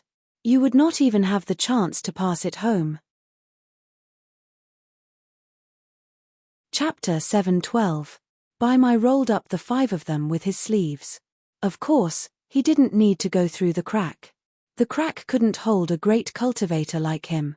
In just a moment, he went around the several sacred mountains in Juxian, leaving Huaiming and Quan Su behind. Finally, he brought the 3 chosen juniors back to the Carefree continent, a huge continent with a radius of more than 100,000 miles. In the center of the continent, there was a sacred mountain that stood alone. The mountains and rivers were beautiful, and the Tao was picturesque. There were poems as proof. Carefree mountain in the carefree heaven, carefree fate in the carefree heaven, carefree fate and other carefree people lived in the carefree mountain. With Lu Xiaoyi's shallow understanding, what was carefree? It was to be free to do whatever you wanted. To do whatever you wanted, to practice whatever you wanted. Baimai threw the 3 of them in front of the carefree mountain. Although I brought you into the carefree travel, there is no relationship between us. I'm neither your backer nor your thigh. Don't talk nonsense in front of others, and don't think nonsense behind others. You 3 admire my carefree travel and would rather give up your original orthodoxy to become my disciple. No one knows what happened on the chessboard. In fact, many people in the carefree travel don't even know of my existence. So, in the future, you have to fight for it yourselves. Baimai disappeared in a flash, leaving the 3 of them looking at each other. They thought they were hugging onto a thick thigh, but it turned out that the thigh was too thick. They couldn't hug it all. It was more like hugging a leg hair. This was a big family. Listen to what he said, this was your voluntary action. You admired the carefree travel and came to join. No one forced you to come. Did you dare not to come? Did you dare to leave? Among the 3 of them, Qing Tong sighed and smiled bitterly. Let's climb the mountain. Who asked us to admire him? The 3 of them began to climb the mountain. In fact, they were walking close to the ground. If they weren't from the carefree travel sect, they wouldn't dare to fly in the mountains. Zhu Shan was a little wishful thinking. If he really doesn't care about us, will he look down on our potential and not accept us? Qing Tong laughed. Brother Zhu Shan, you're thinking too much. Since it's the young spirit ancestor's idea, he'll definitely send the message that we're coming to join the mountain. It's just that there are 8 turns and 7 hurdles. When we really get to the cultivator in charge, no one will know who asked for it. Don't worry, no matter how bad your performance is, he'll definitely accept you. Now you want to go home? What are you thinking? The 2 of them looked at Lu Xiaoyi. In the chessboard of heaven and earth, this swordsman's strength was really impressive. This was what the world of cultivation looked at. Therefore, although he did not speak, no one dared to take him lightly. Lu Xiaoyi smiled. My 2 brothers, we're already at this stage. The arm can't win against the thigh. Why don't you give up on your other thoughts? Haven't you heard? Hundreds of years later, if we can live until then, we can think about other problems. Right now, We're three pilgrims who admire the inheritance of the divine mountain. The three of them were not easy to deal with. Each of them had their own secrets. Just from the fact that each of them had committed the capital crime of Juzian, it was clear what kind of people they were. However, even if they were extremely daring, coming to the carefree travel sect, one of the 9 great sects, they still didn't dare to offend them in the slightest. They were like fierce bandits from the countryside who were brought to the imperial court. That immortal aura was irresistible. Coming to the mountain wasn't as troublesome as they thought. They couldn't enter the sect, so there were all kinds of tedious procedures and tests. The result was already predetermined, so there was no need for that. They had only climbed a few steps when a Taoist guide came over. His attitude was quite good as he led the three of them forward. With the carefree travel sect's guidance, the journey was very smooth. They passed through pavilions, halls, and corridors. It was much faster than them blindly searching. Along the way, Lu Xiaoyi basically didn't see any foundation establishment cultivators. Even if there were, they were basically doing shady business of serving people. This also proved that Yuhu's words were not false. In the 9 great sects of the Juzian upper realm, the basic requirement to enter was Jin Dan, not foundation establishment. This also indirectly reflected the overall cultivation level of the Juzian upper realm. It was indeed very high. It was so high that they didn't even take foundation establishment seriously. The adjacent hall was the place where the three of them were received. The initiation ceremony was very simple. It was obvious that the carefree travel sect's reception Taoist was very clear about their origins. The world is like a neighbor. We come from all over the world. We all have one goal, and that is cultivation. I am Gao Tang, in charge of the allocation and guidance of the new disciples. Since the three of you admire my carefree travel sect's orthodoxy and have superior cultivators as your guarantee, then there is no need for some complicated rules. I only have one question here. Did the three of you join voluntarily? Were you forced? Are there any hidden circumstances? Qing Tong, as my heart desires. Jushan, I've been waiting for a long time. Lu Xiaoyi, from the bottom of my heart. Gao Tang laughed and gestured with his hand. He wrote their names on the clear book and tossed it up. It turned into a clear light and scattered to all parts of the carefree God Mountain. From now on, they were no longer outsiders here, but their own people. Every place that Jin Dan was allowed to enter would leave their information. It was very simple, and there was no need to make it so complicated. To the powerful upper sects of the Divine Mountain, Jin Dan was just the beginning of the path of cultivation. He threw 3 jade scrolls over. Everything is in these scrolls. Cultivation, life, rules, cave abode, rights, obligations. You are all Jin Dan now. There are many things that you don't need to be taught personally. Read it once and you will naturally understand. When the three of them walked out of the adjacent hall, they looked at the beautiful mountains that stretched endlessly. They could not believe that they had joined the top 9 upper sects of the Juzian upper realm so easily. The simpler it was, the more unusual it was. The three of them were thoughtful people and understood this principle. The first thing they had to do was to browse through the jade scrolls. The information of hundreds of thousands of words was memorized by them in no time. The brain of a Jindan cultivator could already be used as a small scanner. To a cultivator, learning was the most basic skill. Qing Tong nodded at the two of them. The chessboard of heaven and earth is a battle of life and death. Those who survive are the strong ones. This is fate, and we must cherish it.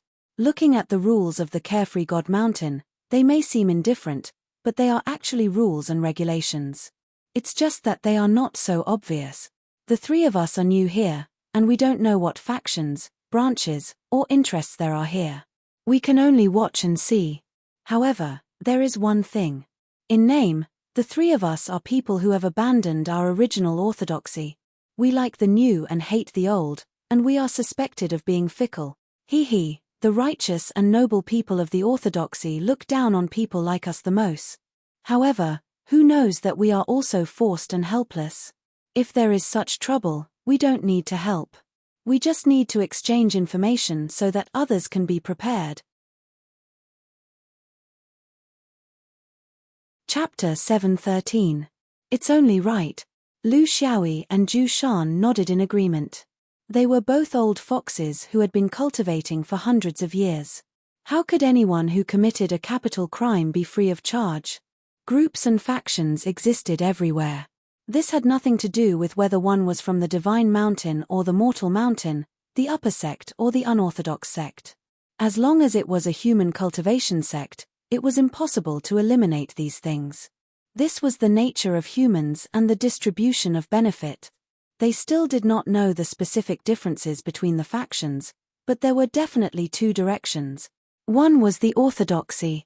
Since the Xiao Yarou sect was a hodgepodge, there would definitely be differences between the various factions.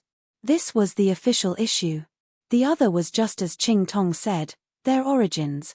In a place like the cultivation world where people respected their teachers, if you betrayed your own orthodoxy and joined the upper sect of the Divine Mountain, you would not be able to avoid a series of disdain.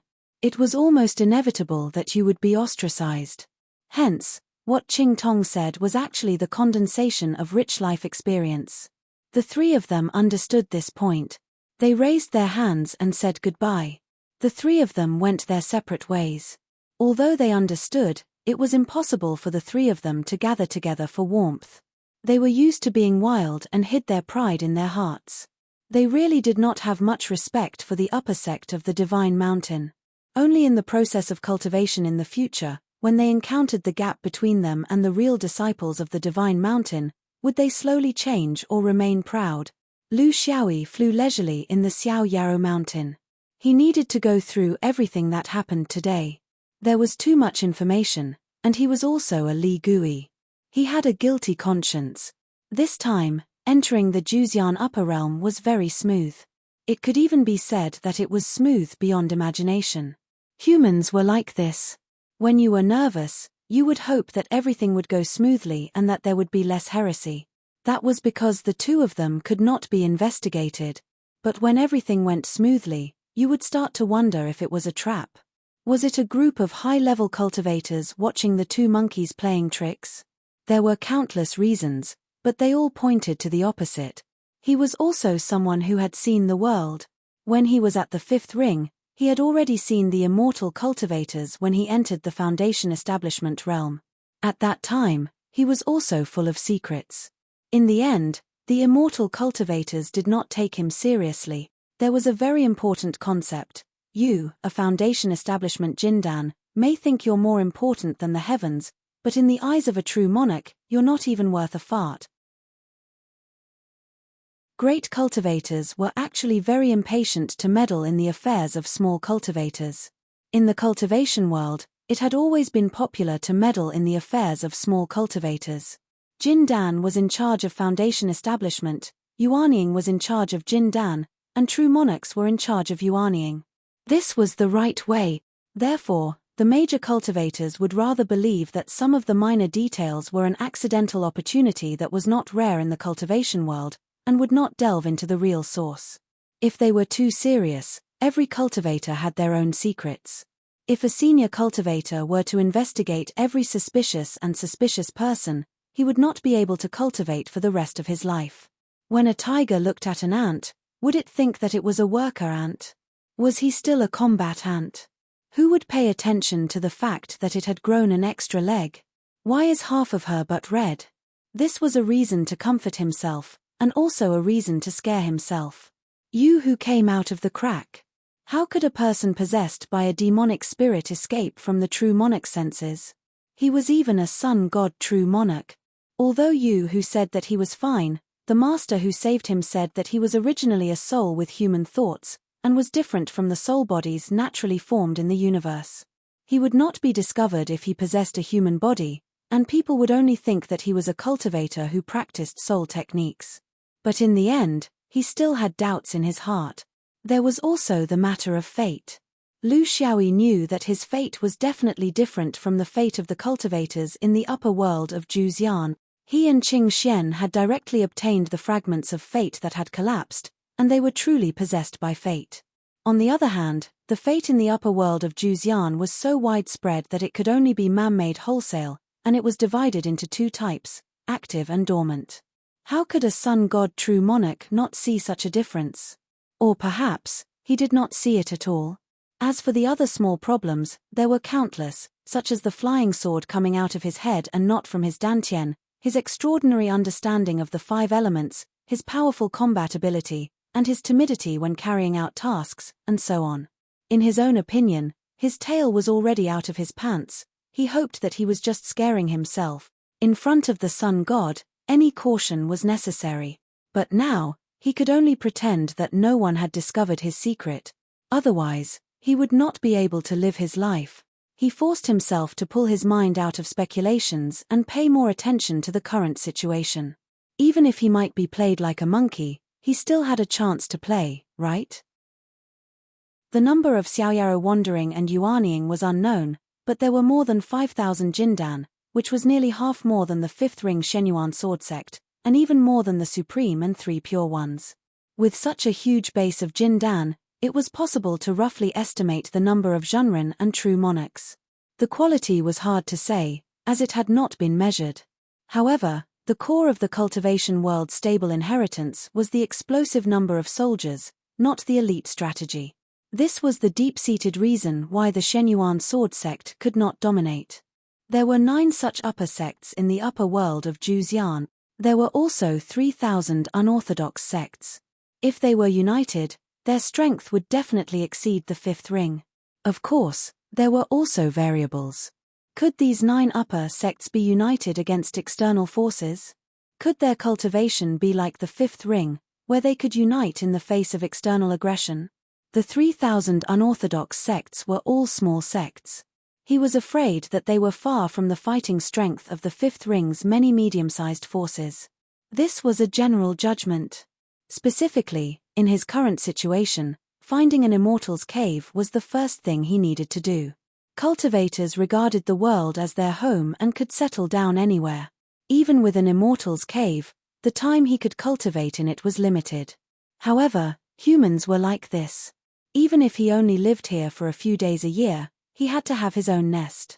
Not physically, but psychologically. The gold core experts of the free and unfettered travel rarely set up residence on the carefree mountain. In fact, they were simply scattered across the vast land of the free and unfettered continent. They did not live in groups, and lived a free and unfettered life. This was due to the unique cultivation environment of the Xiaoyaro continent.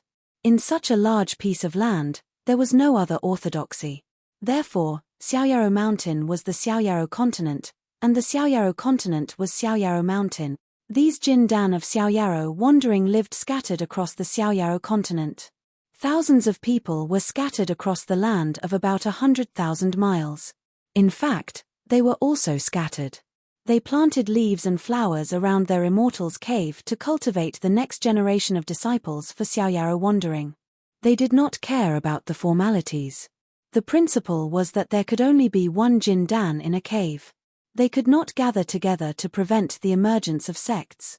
Of course, there were also many who did not set up their immortal's cave and did not stay in one place.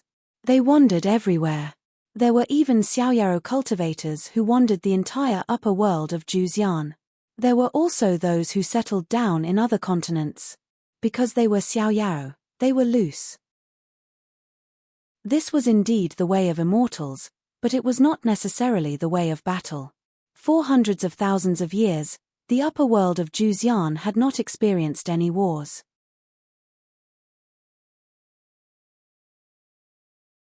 Chapter 714. Lu Xiaoyi had no choice but to set up his abode of immortals in Xiaoyaro Mountain, at least for a short period of time. He was a newcomer and had too many things to explore. Since he had already entered the sect, it would be a waste of this trip to the crack if he did not experience the secret techniques of Xiaoyaro travel. In the world of cultivation, teachers and teachings were respected, but they were not inflexible. Sects did not stop their disciples from entering other orthodoxies when they went out of the boundary into the universe. Most of the time, this was a last resort.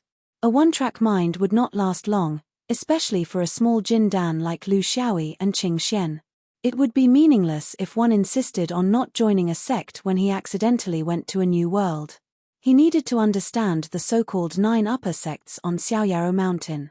This place was also the closest to the source of information he wanted, so he needed to open up. The place was too big and there were too many beautiful sceneries.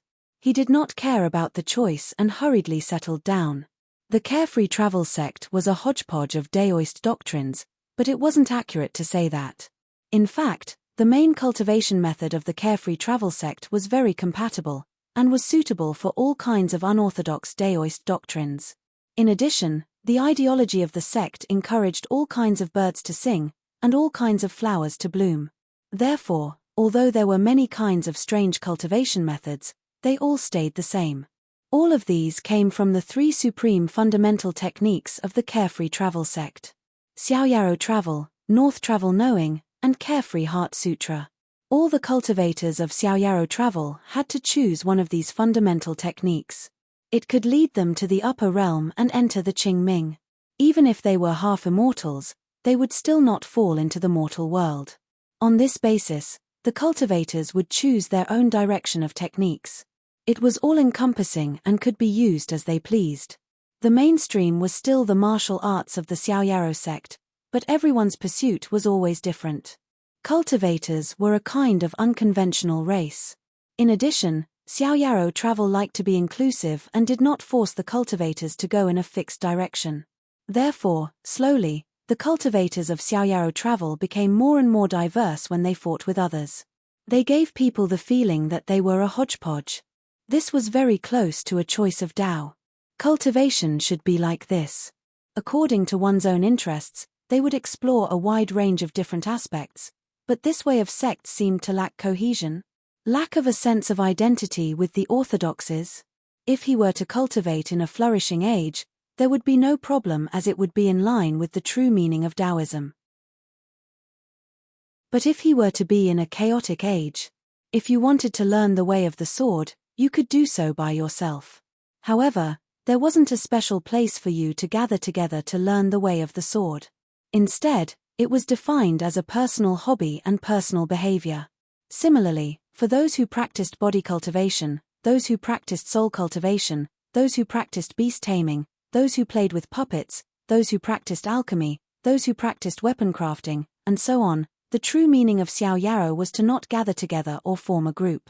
Lu Xiaoyi's initial judgment was that this was a model for the development of the cultivation system, but it was not a model for combat. However, he still needed to delve deeper into this. This was because the situation of Jindan cultivators was different from that of the Yuanying cultivators.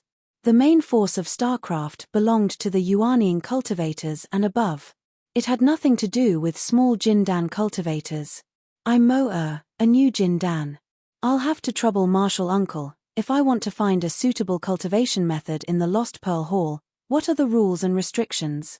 The Lost Pearl Hall was named after the Lost Pearl of the Vast Sea. It meant that there would always be something you needed here. There would always be surprises, and there would always be dusty cultivation methods waiting for you to discover. The Yuanying in charge of the hall glanced at him. After examining the Xiaoyaro knot, he found his name in a sect jade booklet. A trace of disgust rose in his heart. The Xiaoyaro cultivators came from several sources. The most mainstream and orthodox were the disciples of the Xiaoyaro cultivators scattered across the continent. Their relatives had received the teachings of the Xiaoyaro orthodoxy from a young age. Their cultivation methods were orthodox and they had a sense of belonging to the sect. After they formed their core, they would not have to take many detours. Next were the loose cultivators of the Xiaoyaro continent. In fact, the orthodoxy of loose cultivators basically came from the Xiaoyaro sect. It was very difficult to find other basic cultivation methods on this continent. The reason they were loose cultivators was because they could not find a master and could not ask for the abode of a Xiaoyaro cultivator. Then there were the visitors from other continents. Their composition was complex, their attitudes were different, and their situations were different. Some of the Xiaoyaro cultivators wanted to rob others, some took the initiative to seek refuge, some came to avoid danger, some came with different intentions, and some came through the back door. The Xiaoyaro sect accepted all rivers into the sea. It was not a garbage collector. Since it was impossible to distinguish them one by one, the cultivators who came from other continents were generally divided into two categories. One was those who formed their core within 100 years, and the other was those who formed their core more than 100 years ago. The former had formed their core not long ago, so everything could be restarted. The latter was a habit that was hard to change, and old illnesses were hard to treat. Moreover, they especially liked to stir up trouble. They were full of Jianghu aura and were easily at risk of death. When the Xiao Yarou sect accepted Jindan cultivators from other continents, those who had formed their core more than 100 years ago would usually be rejected. It was very difficult to control, unless their potential was really outstanding and they had made great contributions to the Xiao Yarou sect. However, this time, they accepted 3 Jindan cultivators from other continents at once. Moreover, they had formed their core more than 100 years ago. This kind of situation was very rare. Considering that there had not been any major incidents recently, it could be basically confirmed that these 3 had entered through the back door. They had entered the sect through their personal relationship with a certain great cultivator of the Xiao Yarou sect. Although he had already reached the Yuanying realm, there was still a long way to go before he could reach the Yang spirit realm. It was impossible for someone like Bai Mai to make his chess game public. Therefore, he knew nothing about the inside story. He only knew that the sect had already agreed to these 3 people's request to enter the sect. What was done could not be changed. Every responsible Xiao Yarou cultivator hated this kind of behavior. However, under the suppression of the elders, they were powerless to resist. The only thing they could do was to set up all kinds of obstacles and speak sarcastically. They were the mainstream, so they did not have to worry about being attacked or retaliated against. Orthodox cultivators looked down on these cultivators who had abandoned their own orthodoxy from the bottom of their hearts. There were already 2 people who came before him. The one called Qing Tong or Zhu Shan had already been sent away by him. This Mo was the 3rd. Of course, he had the same attitude and the same strategy. The Xiao Yarou 3 main techniques must be passed down after entering the sect for 100 years. After a discussion among the elders, one must have a good character and have made contributions. This is the rule and cannot be forced. Lu Xiaoyi laughed. Martial uncle, cultivation is difficult and life is short. If we wait for another 100 years at this age, what's the point of cultivating? This disciple has looked at the sect's regulations. It seems that there are no special requirements on the path of imparting the techniques. It only says that it's a matter of discretion. Then how should this matter be handled? There must be a way. The threshold should not be set at 100 years, right? Thousands of miles away, the heart is free and unfettered. To be so cold and keep people 1,000 miles away seems to be inconsistent with the meaning of being free and unfettered. Yuanying's face turned cold. It's a matter of discretion. That's why it's 100 years. Otherwise, we can't test the temperament of a new disciple. If you have any objections, you can ask the elders for a review. If there is a hidden reason, the elders will naturally consider it. However, I can tell you that I'm afraid you won't be able to get my vote from the elders. This is not your small place where you are unruly and disrespectful to your elders. No one will tolerate your bad habit.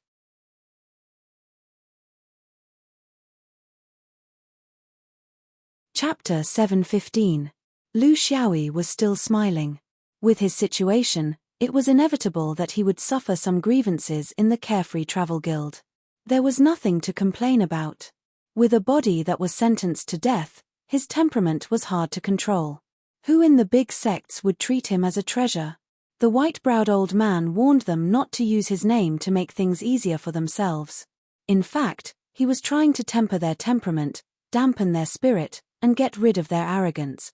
But he didn't want to endure it. After cultivating for hundreds of years, there was no reason for him to return to the state of a rice worm. There were thousands of Jindan in the Carefree Travel Guild. If he wanted to stand out and participate in the highest level of secrets, he couldn't keep a low profile. If he let go of his temper, if this was a trap, at least he could live happily. The senior who introduced me didn't say that to me. He said that the Carefree Travel Divine technique was a secret technique and that I could choose any treasure I wanted. Now it seems that it was all fake. Yuanying suppressed his anger. Over the years, he had seen many cultivators from the outer lands. Most of them behaved with their tails between their legs. It was rare for someone to be so impudent when they first arrived. There were only two possibilities. First, it was his nature to be arrogant. Second, he really had a strong background. Such a strong background might even be at the level of a true monarch. Which one was it? The faction he belonged to in the Carefree Travel Guild could be called the Native Priority Faction. Their goal was to make the Carefree Travel Guild great again. They would suppress those with impure bloodlines, unknown origins, and those who didn't follow the rules of the Carefree Travel Guild. But the premise was that they had to figure out who the real backer of this guy was. Could it be that he was different from the previous two? Otherwise, he wouldn't be so arrogant. Who recommended you? I want to see it. If we can reach an agreement, we might give you special treatment. Lu Xiaoyi spread his hands. He didn't let me say. He pretended to be innocent. If I knew this, why would I come to the Carefree Travel Guild? I might as well go to Tai Xian, Middle Yellow, or Myriad Evolutions. I don't see the 100-year limit here. Fine, 100 years it is. Then, what about the specific techniques? How many years is the limit? If you're still so harsh, you can just tell me how to quit the Carefree Travel Association. That way, everyone can stop worrying. Anyway, I didn't learn anything from the Carefree Travel Association, so I can't leak it. The sitting Daoist master suppressed his anger. After nearly 1,000 years of cultivation, he knew the true meaning of Xiaoyaro. He could not lose his composure just like that. In his heart, he had a rough judgment. The person who recommended this guy must have some status in Xiaoyaro travel. He did not hear any rumors from the elders. This meant that this person's backer came from a higher level of monarch. He had to consider this influence. The Council of Elders played an important role in the process of accepting cultivators from the outer continent into the free and unfettered travel. They could basically decide whether a cultivator would stay or leave. The immortals rarely interfered because their attention was not on such trivial matters. However, once they opened their mouths, how could the Council of Elders not give them face? He wanted to ruthlessly suppress these Jindan newcomers from the outer lands, but the prerequisite was that he would not be embroiled in the inexplicable dissatisfaction of the upper echelons. There was no way to guard against it, and there was no way to explain it either, because he could not find out which senior martial uncle it was. It was a bit difficult to get off the tiger. He could not be sure if this guy really had something to rely on or if he was just putting on a show. He had already said that he could not go back on his words about the 100-year limit of the three main cultivation methods. He could not afford to lose face like this, but he could not make things too difficult for him in the selection of the following techniques. If this fellow were to go all out just like that, he might end up being blamed by the other teachers. Techniques were a small path that did not involve the fundamentals. So what if he loosened the restrictions? Without the support of the three main cultivation methods of Xiaoyaro travel, these things were like water without a source. Where could he cultivate? There are no restrictions on techniques. There are thousands of secret techniques in the Lost Pearl Palace. As long as they are on display, you can choose from them. Since he had already opened his mouth, he might as well open it wider. These cultivators from the outer continent had probably never seen such a rich, complete, profound, and extensive sea of techniques in their entire lives. It was easy for them to be intoxicated by it. For example, this guy was only in the early stage of Jindan. If he immersed himself in the path of techniques for a few years, he would miss the path of cultivation. This was also a kind of trap. You can't say that I'm making things difficult for you, right? Lu Xiaoyi smiled. I was born in the sword vein. I love swordsmanship the most. It's the fortune of 3 lifetimes to be able to further my studies here. He was arrogant before and purposely put on a show to hide his intentions. In fact, it was because of his swordsmanship. Cultivation methods. He did not care at all. In the dozens of years on Mount Xiao, he had already prepared the second main cultivation method for himself. He even prepared the third main cultivation method, the 5 elements shift and the chaotic heavenly heart strategy. His Xianling Big Dipper Sutra could not be changed. To a swordsman, The three main cultivation methods of the free and unfettered travel were not suitable. They were too relaxed and focused on preserving health. They were not suitable for a swordsman who paid attention to explosive power. The reason why he expressed his dissatisfaction was to confuse the Yuaniing enlightened being. Since he had set up obstacles in the main cultivation methods, he could only give him a way out in terms of techniques. Juxian Upper Realm might have its own unique wonders in terms of cultivation methods, but it might not be better than the 5 rings of the Supreme Three Purity Temple. He did not come here to seek knowledge. He came here with other intentions. In the process, he wanted to broaden his horizons. His main purpose was to strive for perfection in the sword plate technique. The enlightened being snorted. Juxian Upper Realm has 9 sword vein. Including your original sect, 9 sword vein swordsmanship might not be as good as my free and unfettered family's. Whether it's a lie or not, you'll know once you see it. However, you shouldn't bite off more than you can chew. You don't need me to teach you how to grasp it, do you? The last sentence was purely perfunctory. He was very clear about the problem of these swordsmen. Once the topic of swordsmanship was brought up, they could not take their eyes off it.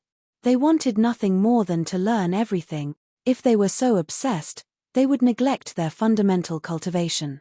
If they did not cultivate their heart and mind, how would they have the chance to reach the upper realm when they reached the end of their lifespan? He did not mind giving this kind of help to the outer land cultivators a few more times. However, he did not expect that the single-eared swordsman in front of him came from the purest sword vein orthodoxy in the universe. Mastery of martial arts and techniques was the basic skill of every swordsman. Lu Xiaoyi did not want to learn too much swordsmanship. He only wanted to study the strengths of other sects and make the most comprehensive derivation of his sword plate technique. He must make sure that nothing goes wrong. This was because his next goal was to prepare for the sword light division. This was a watershed to measure the level of a swordsman's skills. His sword light division was bound to be different from others. There were 3 paths in front of him. The outer sword's traditional illusory sword form, the inner sword's rampant scraping sword pill, and the sword plate technique's sword light division. He had studied the first 2 paths for hundreds of years. His spiritual power had long reached a certain level. If it was not for the sword plate technique, he would have started long ago. However, he now intended to gain a deeper understanding of the sword plate technique before deciding which path he should follow. Perhaps he could learn the strengths of each of the 3 paths. Learn swordsmanship. That was something he would only do 100 years ago.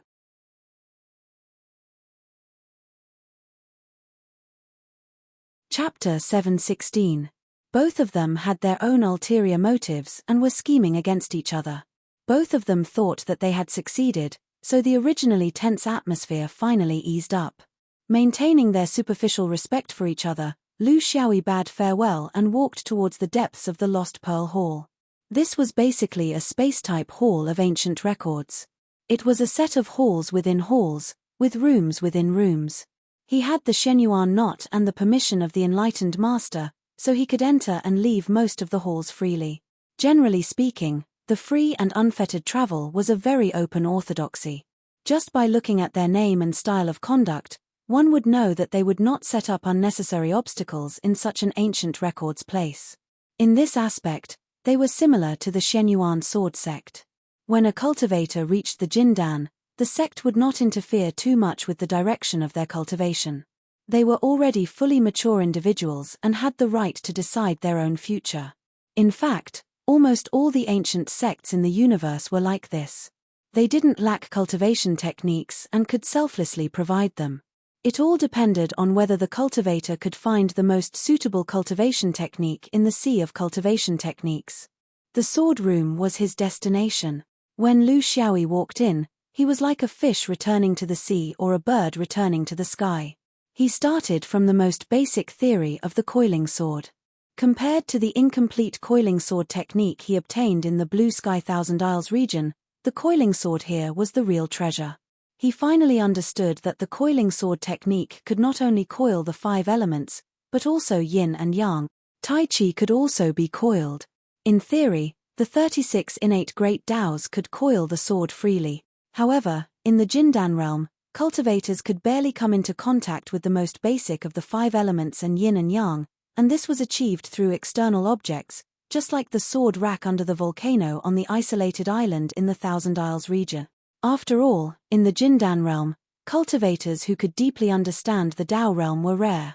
Among the 9 orthodoxies with the sword vein in the Juzian realm, 7 coiled the sword through external objects of the 5 elements, and 2 coiled the sword through external objects of yin and yang. This depended on which external object the sect possessed. Just like the Shenyuan sword sect's sword tomb small world and the sword box world on the Wei sword, it had to be said that the achievements of the sword range that had been coiled for tens of thousands of years were incomparable to Lu Xiaoyi's own research, whether in theory or experience. He relied on his innate affinity with the sword and his understanding of the 5 elements. Other than that, his experience was very limited. His gains were extremely rich. For example, the balance of the 5 elements in the sword plate. How could he increase the speed of the revolving sword? The difference between the plate and plate. How? Swords and swords. How to use the front and back discs to control 2 flying swords at the same time. How to raise a spirit for the sword plate in the mustard seed. How sword spirit sword how swords and how swords. This was a door. It opened a new world heaven and earth for Lu Dao. It let him know that the swordsmanship system of this cultivation world was not as simple as he thought. A person's wisdom was insignificant compared to the wisdom of a group over a long period of time. Even if he wanted to create his own external swordsmanship, the process was extremely difficult and complicated. It could not be completed at a certain stage, but it would definitely run through his entire life of cultivation and would never stop. Not to mention that there were many kinds of sword attack techniques based on this. However, in terms of sword attack techniques, after the sword plate ejected the shape of a flying sword, it was very similar to Xuanyuan's sword box flying sword technique. They both focused on the engraving of sword formations, but they were different ways to achieve the same goal. However, the influence of the sword releasing method was far-reaching, because it was related to 2 very important aspects. One was whether one could release the sword against the opponent under any circumstances without worrying about the opponent's realm suppression. The other was the sword light division. The influence of the sword releasing method on the sword light division was almost fundamental. It was worth it. Originally, he came to the upper world of Juzian with the intention of finding out the truth, but he did not expect to solve a shortcoming of his swordsmanship here. When he made a careful comparison of the 3 methods, he had countless ideas in his mind. He still needed to verify them one by one. He could not rush. Searching and reaping, giving and receiving, he cultivated and moved forward in this entanglement. If he did not have a strong sense of belonging to the 5 rings, to Qing Kong, and to Shenyuan, he would not have taken the risk to come here. He would also not have a more comprehensive understanding of the swordsmanship system. In the end, he would still very likely choose Xuanyuan's traditional sword releasing method, and there would be no new world of swordsmanship. Swordsmanship was a system, and it was the same as all other systems. If a beginner was faced with such a vast sea of swordsmanship, he would definitely lose his way. He would not even be able to accurately determine where to start. However, Lu Xiaoyi was different. He had been immersed in the world of swordsmanship for more than 300 years. To a certain extent, he already had the potential of a master. He could see through the essence of most of the sword manuals with just a glance. With the support of the purist Xuanyuan's swordsmanship philosophy, it was difficult for him to take a wrong turn. This also allowed him to quickly clarify the essence of the sword disc.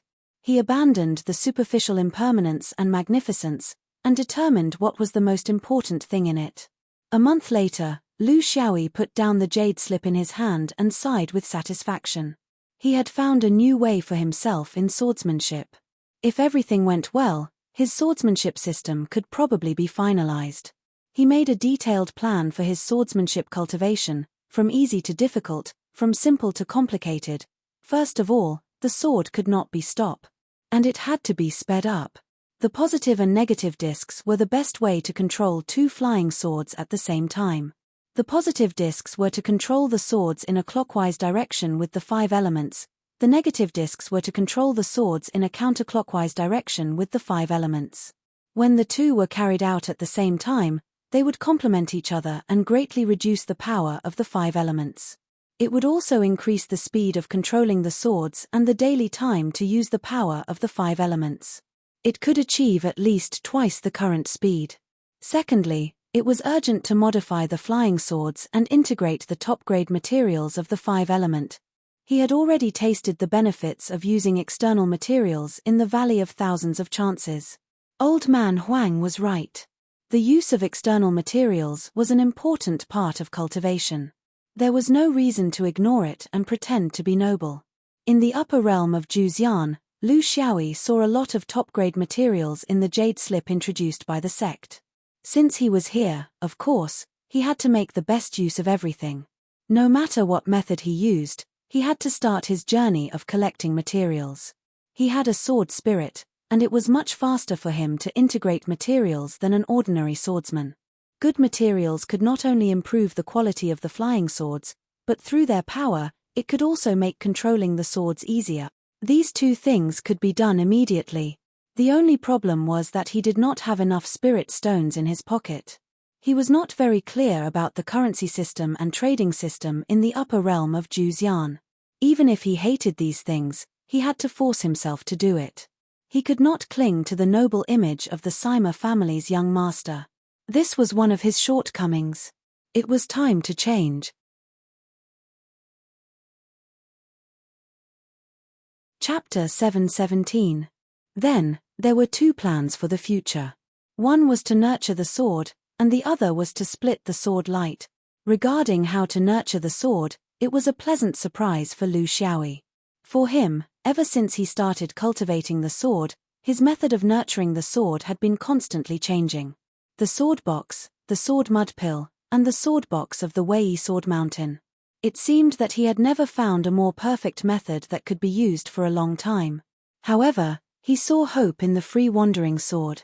The orthodoxy of the free wandering sword was exceptionally proficient in the application of the spirit. This was also one of the few strengths that they relied on to run rampant in the upper realm of Juzian. This was because the 3 main exercises were especially focused on the cultivation of the spirit. It was also because of the strength of the spirit that they deduced many methods on how to nurture the spirit in the Mudpill Palace. It was not only limited to flying swords, but also other things such as spiritual weapons, great medicine, and so on. It didn't matter what the nest was. What was important was that the nest was constructed using one's mind. It had to be connected to the heavenly Tao and the earth spirit. It had to be integrated with the cultivator's consciousness and could automatically upgrade as the cultivator advanced. It was an evolved spirit nest. This kind of supreme application of the spirit was difficult for other orthodoxies to imitate because the spirit was insufficient. However, this was not the case for Lu Xiaoyi. His spirit had always been his strength. On the contrary, he was often troubled by how to use this kind of power to achieve the best results in his later cultivation. The Sparrow Palace was the extreme application of the spirit in the mind of the free wandering sword. It was structured like a sparrow, but it could grow with the person. It could freely form various environments in the Sparrow Palace that the cultivator wanted to nurture the spirit. At the same time, it was also a kind of protection. It protected the cultivator's sea of consciousness so that it would not be damaged by an out-of-control object. In addition, it also had the effect of accelerating the external release of objects. Even spiritual weapons and treasured weapons needed speed to be released. This kind of top-level inheritance was placed in each branch of the Tao room by the free wandering sword room. There was one in the sword room, one in the body room, and one in the soul room. It was also a kind of stimulation, because when you see this kind of application and feel an itch in your heart, you would naturally want to learn it. Thus, you would have to work hard to learn the 3 great cultivation methods. For orthodox free and unfettered wandering cultivators, they would have to constantly cultivate the 3 great cultivation methods to raise their spirit. For outerland cultivators like Lu Xiaoyi, they would have to work hard to prove their loyalty and strength in order to obtain the qualifications to cultivate the 3 great cultivation method. This was a very brilliant method of guidance.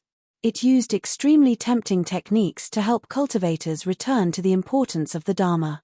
The inheritances of top-notch sects often inadvertently changed the direction of cultivators, and not through boring preaching.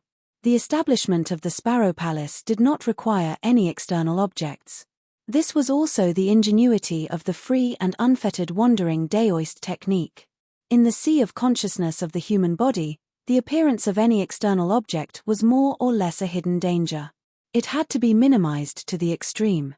However, the establishment of the Sparrow Palace required a special environment and specific conditions.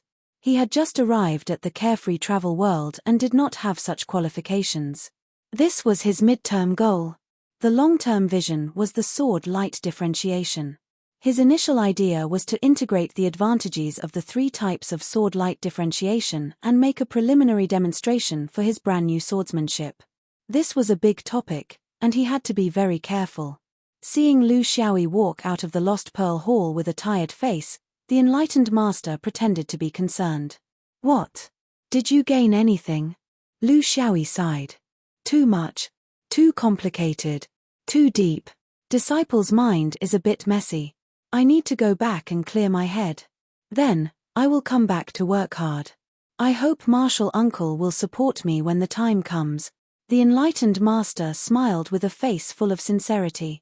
"Don't worry, I will leave behind a verbal order. No matter who is on duty here, they will open the door wide for you.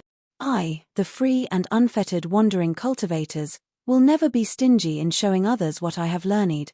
Returning to his simple and crude abode, Lu Xiaoyi smiled slightly. "You want to dig a hole to bury me? What are you thinking?" Although he had spent all his time on the swordroom swordsmanship in the past month, it did not mean that he did not know that his biggest shortcoming was his cultivation level. His obsession with swordsmanship would run through his life, but he had his own specific focus in his cultivation. Now, the highlight of every day was to break through to the middle stage of Aurus Core. If he didn't make use of such dense spiritual opportunity, it would be a reckless waste of God's gift. Then, there was the sword room. Every day, he would take 1 to 4 hours to stroll around the carefree travel world's black market. He wanted to understand the price system of the Juzian upper realm as soon as possible so that he could make the necessary preparations to upgrade his flying sword. We have our own ranking system for the top-notch 5 elements materials. This is the same in every market in the Juzian upper realm.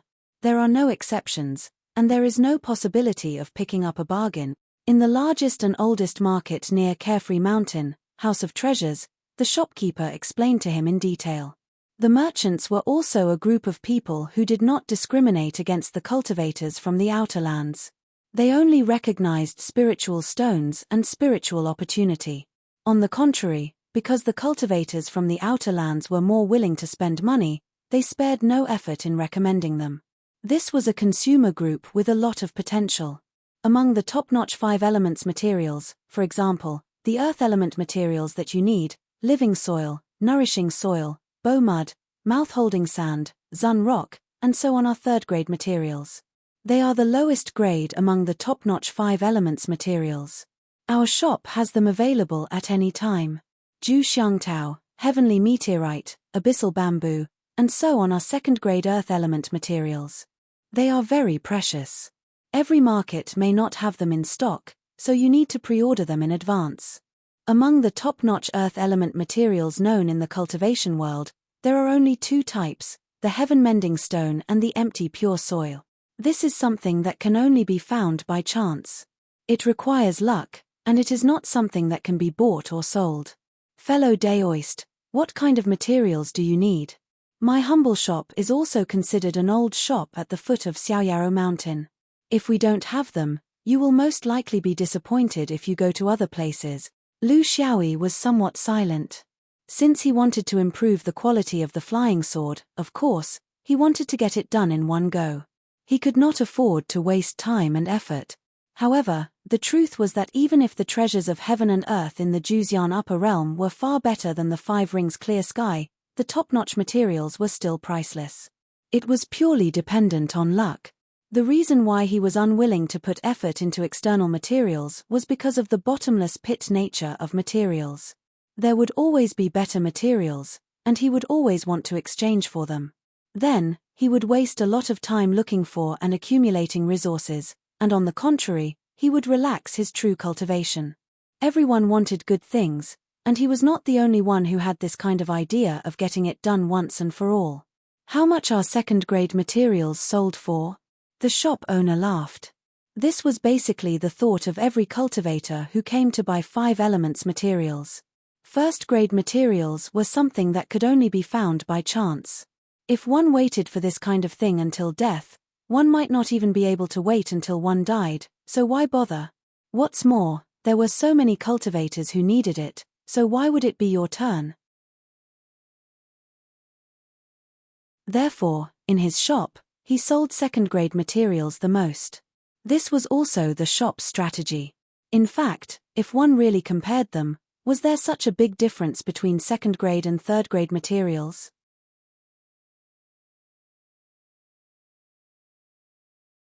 Chapter 7:18. Second-grade 5 elemental materials cost 100 to 220 pure jade spiritual essence. Third-grade 5 elemental materials cost 1 to 30 pure jade spiritual essence. The price fluctuates slightly and depends on the quality of the goods. I'm honest with you, the more you buy, the more you'll benefit. If you don't believe me, you can go to the surrounding shops to take a look. You'll know what you're looking for. The shopkeeper was very experienced. He knew that it was impossible for these cultivators from the outer lands to take out so much spiritual essence at once. They had to compare the goods from different shops and raise more funds. They couldn't make a deal in one go, they had to do it many times. In that case, it would be a competition of service quality. They had to give the customers a relaxed shopping environment and respect each other. They couldn't immediately fall if they didn't buy this time because that wasn't the way of business. As expected, the cultivator hesitated for a moment and said awkwardly, "It's really not cheap." If it was a yuaning spiritual master, it wouldn't be difficult for him to go to the void to gather spiritual essence. But for Jindan cultivators like me, it's very difficult to gather this much. I may have to look around and find someone to lend some. The shopkeeper was very considerate. Of course, it's human nature. Without the help of a master, who could easily take out so much spiritual essence? Don't say, fellow Daoist, even if I'm a businessman all day long, my net worth will shrink by half if I take out this spiritual essence. Of course, I have to consider carefully and weigh the pros and cons. Of course, Lu Xiaoyi didn't believe his nonsense. If he could open a shop like this, how could he not be able to afford the cost of a 5 elemental material? He was just taking the opportunity to get closer to each other and attract customers. However, such an attitude was indeed refreshing. After a few polite exchanges, he was about to turn and leave when he suddenly stopped and pointed at a sign pasted on the wall of the counter. What's this? When you do business with people, do you leave a record of your customers' transactions? This is a private matter. It seems a little inappropriate. The shopkeeper smiled and said, "Fellow Daoist, you may not know this, but the upper realm of Juzian is a businessman. Integrity is the most important and privacy is the second most important. How can we easily reveal the information of our customers? What I have pasted on this wall are all the gains and losses of first-grade materials of the 5 elements in the last 100 years. Rare materials like these are basically not publicly priced. Instead, they are mainly auctioned. There are often additional conditions attached to the transaction. The people who obtain them are also the elites of the present age. Because it's a high-profile transaction, it's no secret in our business circle who got it. The reason why I posted it is to show the strength of Cornucopia House. In the past 100 years, there have been 8 such auctions hosted by Cornucopia House. Lu Xiaoyi couldn't help but laugh. Master is so strong, yet he says he can't afford a single material. He's really too modest. The shopkeeper also laughed. You may not know this, but House of Treasures is a chain business. Mine is just one of more than 3,000 House of Treasures. What kind of strength do we have? Lu Xiaoyi made a request. In that case, can I make a copy?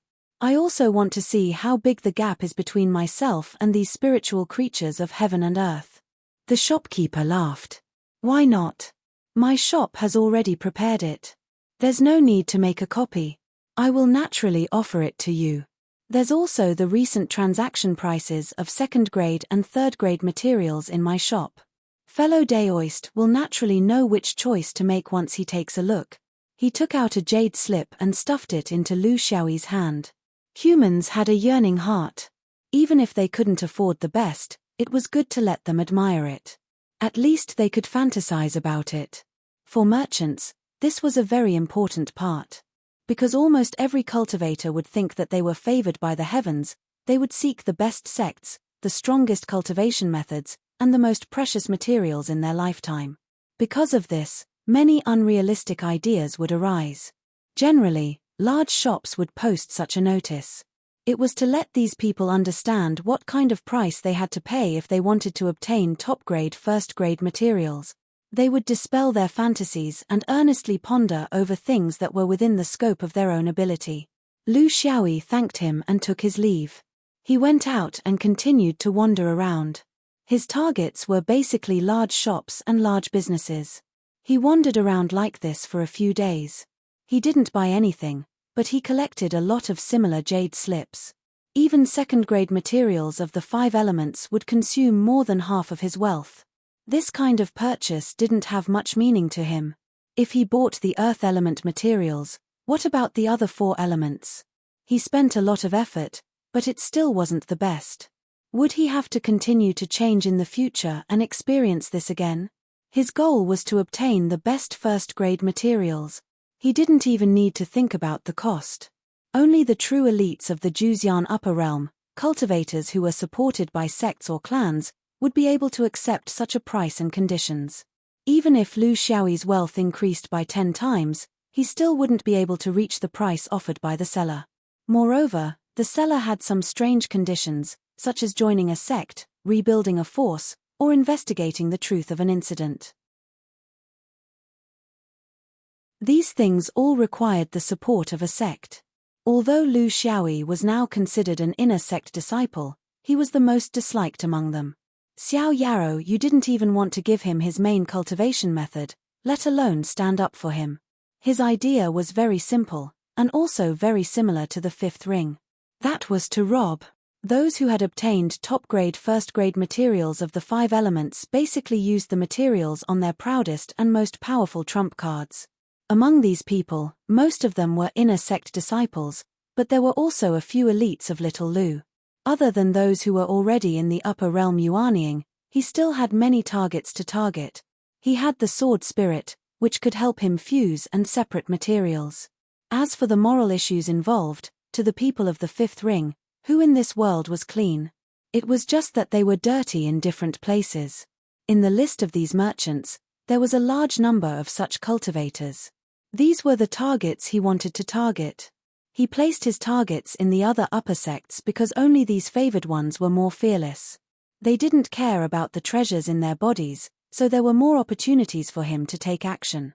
What he wanted to do was to spend some time to understand the relationship between the upper sects in the Juzian upper realm, as well as the general code of conduct of cultivators. After everything was ready, as a disciple of Xiao Yaroyu, of course, he would travel to the various holy mountains freely, and at the same time, complete his plan of stealing. The prerequisite was to first produce a few flying swords. Otherwise, with his current single flying sword, he was afraid that he wouldn't be able to do it. In 5 years, he produced 5 flying swords one after another. In terms of swordsmanship, he still hadn't reached his strongest state, but he had reached the realm, the middle stage of Jin Dan. After more than 100 years after he formed his Aurus core, he finally made it to the middle stage of Jin Dan. The 7 stars in his dantian that were originally colorless became black. With the void as the background color, it made the 7 stars shine even brighter. Although he was only at the middle stage, because of the excellence of his celestial art and the quality of his Aurus core, he was no longer in an awkward position in terms of cultivation. Perhaps he couldn't suppress others in terms of cultivation, but in a battle, it became impossible for opponents to exhaust him through cultivation. This brought about a series of improvements, allowing him to finally stand firm in the Jin Dan. He was not afraid to challenge any cultivator of the same level.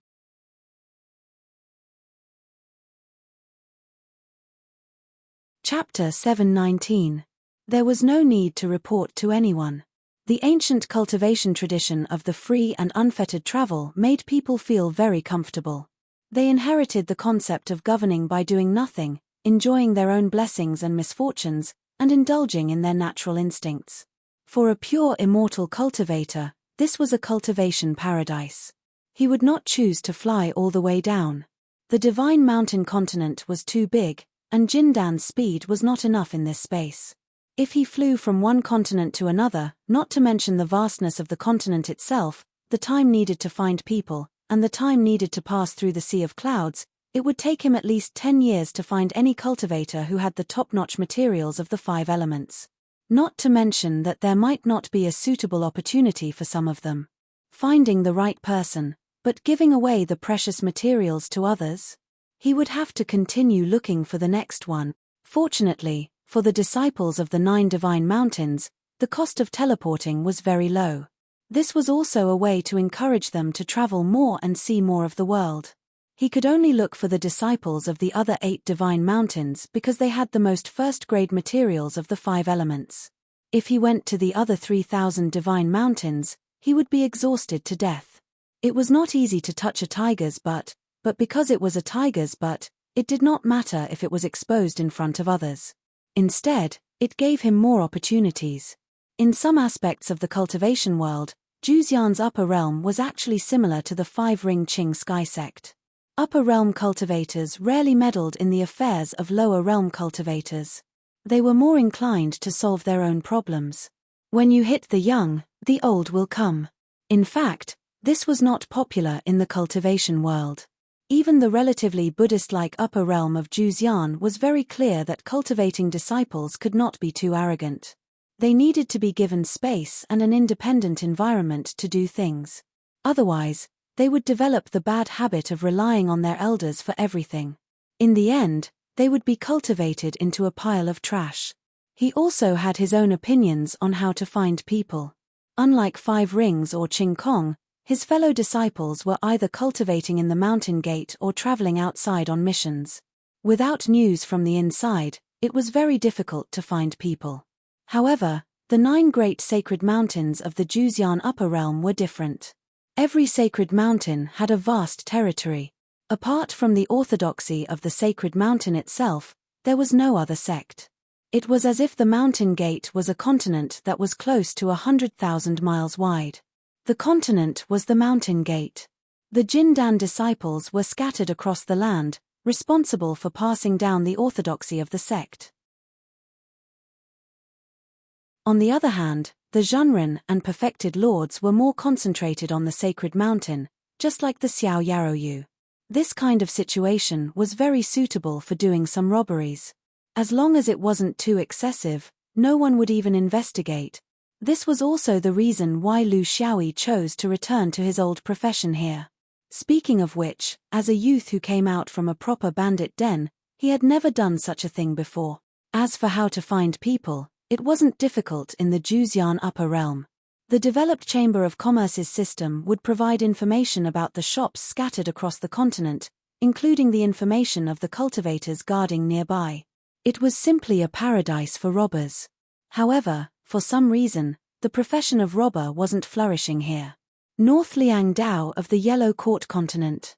This was the most barren area of the Yellow Court continent. It was sparsely populated, and the orthodoxy was not clear. Those who were sent to guard this place were either not powerful in the sect or had violated the sect's rules. Daoist Zhu Chong had violated the sect's rules. Of course, in his opinion, it wasn't a big mistake. It was nothing more than a momentary interest in the Tao of dual cultivation. He did some superficial research on it, possibly involving the karma of more than 10 mortal women. In the end, he was reported by a villain and was sent to this sparsely populated area. However, he had a foundation in the Huangting Taoism. It was only a few decades, so it wasn't a big deal. Moreover, he had compensated those women greatly, enough for them to live the rest of their lives without any worries. Wasn't it just that they couldn't have children? Without the burden of offspring, wouldn't their lives be better? The problem lay in the fact that, as a guardian cultivator, he was directly responsible for the local cultivation education. In other words, every 10 years, the number of cultivation seeds one could contribute to the sect would determine the conditions under which the cultivator would receive resources from the sect. He didn't care about resources. His family had an upper-level cultivator behind him, so he never had to worry about resources. However, his difficulty was in the evaluation. If he had a bad evaluation for 3 consecutive 10-year years, it would inevitably affect his time to return to the flourishing world. He worked very hard in his cultivation, but this didn't mean that he couldn't enjoy life. Because it was located in a remote area and had a sparse population, his quota was much lower than other densely populated areas. However, no matter how low it was necessary to have a Jindan every 10 years. He couldn't possibly have a score of 0, right? He had already had a score of 0 for 2 years. Jindan wasn't a foundation establishment cultivator, so the requirements in all aspects were very harsh. Moreover, he wasn't someone who could endure loneliness and was willing to settle down and educate others. This was the third 10-year period. In his opinion, the chances of those foundation establishment cultivators in this area becoming Jindan cultivators within a few years weren't high. This forced him to think of some tricks. He would buy people from other areas with a strong cultivation atmosphere. To be more specific, he would make a deal with a fellow disciple who had a good education record. After the other party completed the 10-year task, he would recommend the extra upper-level cultivators to him. This would represent Liangbei Dao in completing the 10-year basic education target. Because of this, he had to pay a large amount of resources to this senior brother. After all, the Yellow Court sect gave generous rewards to cultivators that exceeded their quota, and the transaction price he gave would surely be more attractive than this reward, right? He couldn't make it too public. Although buying and selling quotas was an unwritten rule in the Jindan disciple circle, since it was an unspoken rule, he couldn't bring it up on the table. He had to take into account the reputation of all parties involved. The solution was very simple, through the ubiquitous Chamber of Commerce. Actually, the Chamber of Commerce was also backed by the Yellow Court sect. However, for the sake of spirit stones, it didn't matter if it was like this. He had found a quota. In a few days, this new Jindan cultivator would come to meet him to discuss some specific details and excuses. As for him, he would have to pay this person a large sum of hush money. He dared to deceive the sect after entering? This was a serious crime. Not every new Jindan cultivator had the guts to do so. Most of them would reject such a request for the sake of their bright future. Only a very small number of them had opened their spiritual eyes or were under special circumstances. Zhu Chong didn't want to be such a sucker. Although he didn't lack resources, he wouldn't waste them either. He decided to persuade this Jindan cultivator after meeting him. He could first show his background in the Yellow Court sect and promise to take care of him. If that didn't work, he could threaten him. Since he came here, he must have lost his state of mind. A fly wouldn't bite a seamless egg. Since he had taken the step of selling himself, Zhu Chong had plenty of ways to force him to submit.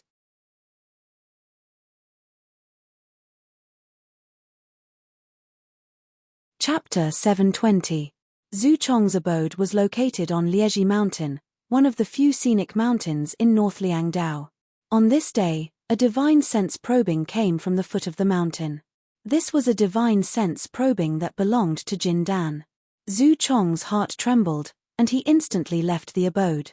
With a few leaps, he was already outside the mountain. From afar, he saw a young Daoist smiling at him. "You're Qin Shou? That's me. Senior brother when invited me to meet you. It's a promise, and also a final payment. It's better to settle the matter clearly." Zhu Chong nodded and carefully sized him up. The necessary caution was still necessary. If he ran into the sect's fishing law enforcement, it would be troublesome. At 200 years old, Jindan's realm had already stabilized. It seemed like he had formed his core for several years. This was nothing new. It was normal for one to form their core within 10 years. Where's your hometown? Who's your master? Where did you form your core? How many people know? The young man stretched out his hand. The final payment. After settling the debt, my hometown will be in North Liangdao, and you'll be my master. No one will know if I form my core at Liegi Mountain. Zhu Chong was still very stubborn. He had never thought of paying this sum. Hold on. Do you know who I am? Do you know the power of my Zhu clan in Yellow Court Mountain? With such rudeness, aren't you afraid that things will be exposed, and we'll both suffer?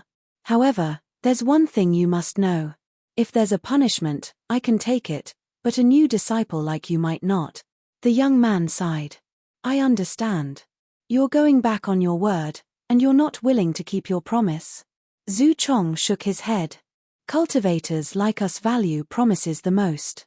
However, on the path of cultivation, some things are more important than resources. Since you've cultivated to this realm, I'm sure you understand these principles. The young man was disdainful. I understand. However, I also understand what's real and what's fake. What's keeping a promise, and what's making excuses. If we don't get along, then it's too late to say anything. Since that's the case, I'll take my leave. Zhu Chong moved to block the young man's path. He smiled maliciously. Since you're here, do you still want to leave? You haven't even entered the sect, and you're already bearing the label of deceiving the sect. If I reveal even a little, you'll never be able to come into contact with the Golden Quartz Foundation. The young man was surprised. Aren't you the same? How much better can he be than me? Zhu Chong laughed. I have connections and I've already learned a great technique. No matter how bad it is, I can still rely on breaking through to the upper realm to solve everything. What about you? Resources were only one aspect of cultivation. If you are willing to listen to me, I will introduce you to the Zhenren of the Zhu family. Isn't that more meaningful than some resources? There would come a day when resources would be used up, but maintaining a good network would be beneficial for a lifetime. Think it over carefully. The young man stood still, apparently weighing the pros and cons. He probably felt that he couldn't take this step in the end. The Chamber of Commerce had already received benefits, and the stain had already been placed, but it couldn't be washed clean no matter what. Fine. You and I both know what senior brother said. It's just an excuse. I just want senior brother to understand that one must always be honest when doing things. Time and time again, even a clay figurine has a clay character. Who knows if I, Qin Shou, won't soar into the sky one day? Zhu Chong laughed. This was just another version of don't bully a poor youth. Don't worry. I don't want to make too many enemies in the sect. Having more friends was always better than having more enemies. In the future, when everyone is familiar with each other, we might even help each other out. The young man thought for a moment.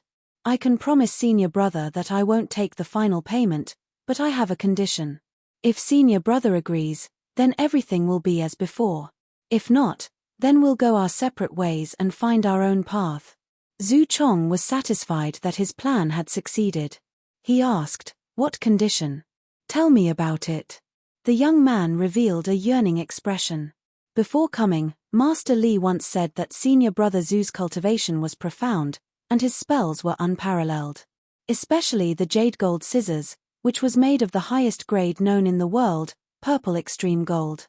It can cut through all external object. I am fond of external objects, and I like the way of refining the most. I don't dare to ask to be able to use it. I only hope to look at it from afar and be rewarded with the sharpest item in the world. That's enough, but in my heart. When Zhu Chong heard this, he didn't think it was too difficult. He had refined the jade gold scissors for dozens of years, and it had long become one with his mind. It couldn't be taken away by others. This was an offensive spiritual weapon. When used against an enemy, it had to be used against them. If he was afraid of losing it, then it was better not to refine it. It's a piece of cake. Watch carefully. With a flip of his hand, an item leapt into the air. The upper and lower edges of the scissors were still opening and closing, looking extremely fierce. The sharpness of the scissors could be felt from afar. It was truly worthy of being called the world's #1 metal. The young man gasped in amazement, dazzled by the sight. He said, "Senior brother, I obtained a strange object. It's abnormally hard, but no one knows the origin of its material. Can you let the jade gold scissors try and see if it can cut through it? Zhu Chong disdainfully said, strange object.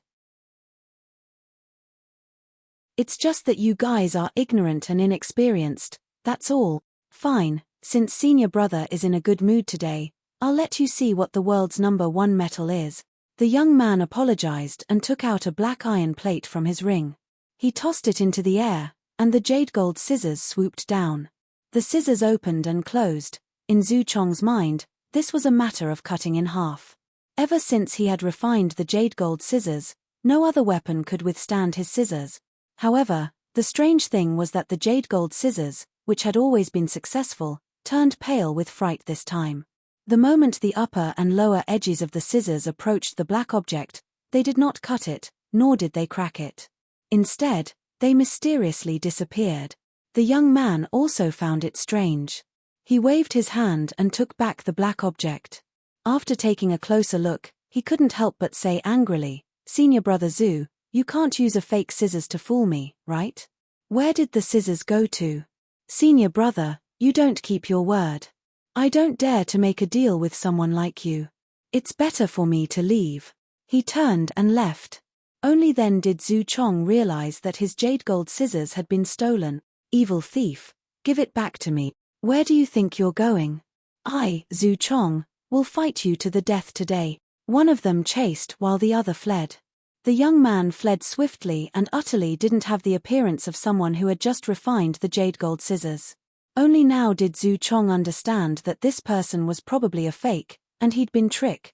Who had the guts to deceive a Golden Hall realm cultivator's spirit weapon on the Golden Court continent? Even though he was furious, he chased further and further away. This person's movement technique was extremely strange. He passed through rivers and mountains, and after chasing for 50 kilometers, he'd already lost track of the young man, causing Zhu Chong to be angered to the point of shouting loudly. The jade gold scissors was the most precious treasure in his possession, and it could be said that just this one treasure had basically occupied 90% of his wealth. Even if his background was extraordinary, he was still unable to bear such a loss. Unfortunately, North Liangdao was desolate, and there weren't any fellow disciples of the Golden Court sect within a few thousand kilometers of it. How could he possibly be able to chase after a cultivator whose speed far surpassed him? Most importantly, he had no way to tell this sort of extraordinary shame and humiliation to others. If he really told others, then not to mention being ridiculed by others, his clan would be dissatisfied with him, and the matter of him buying a quota would be exposed, causing countless troubles.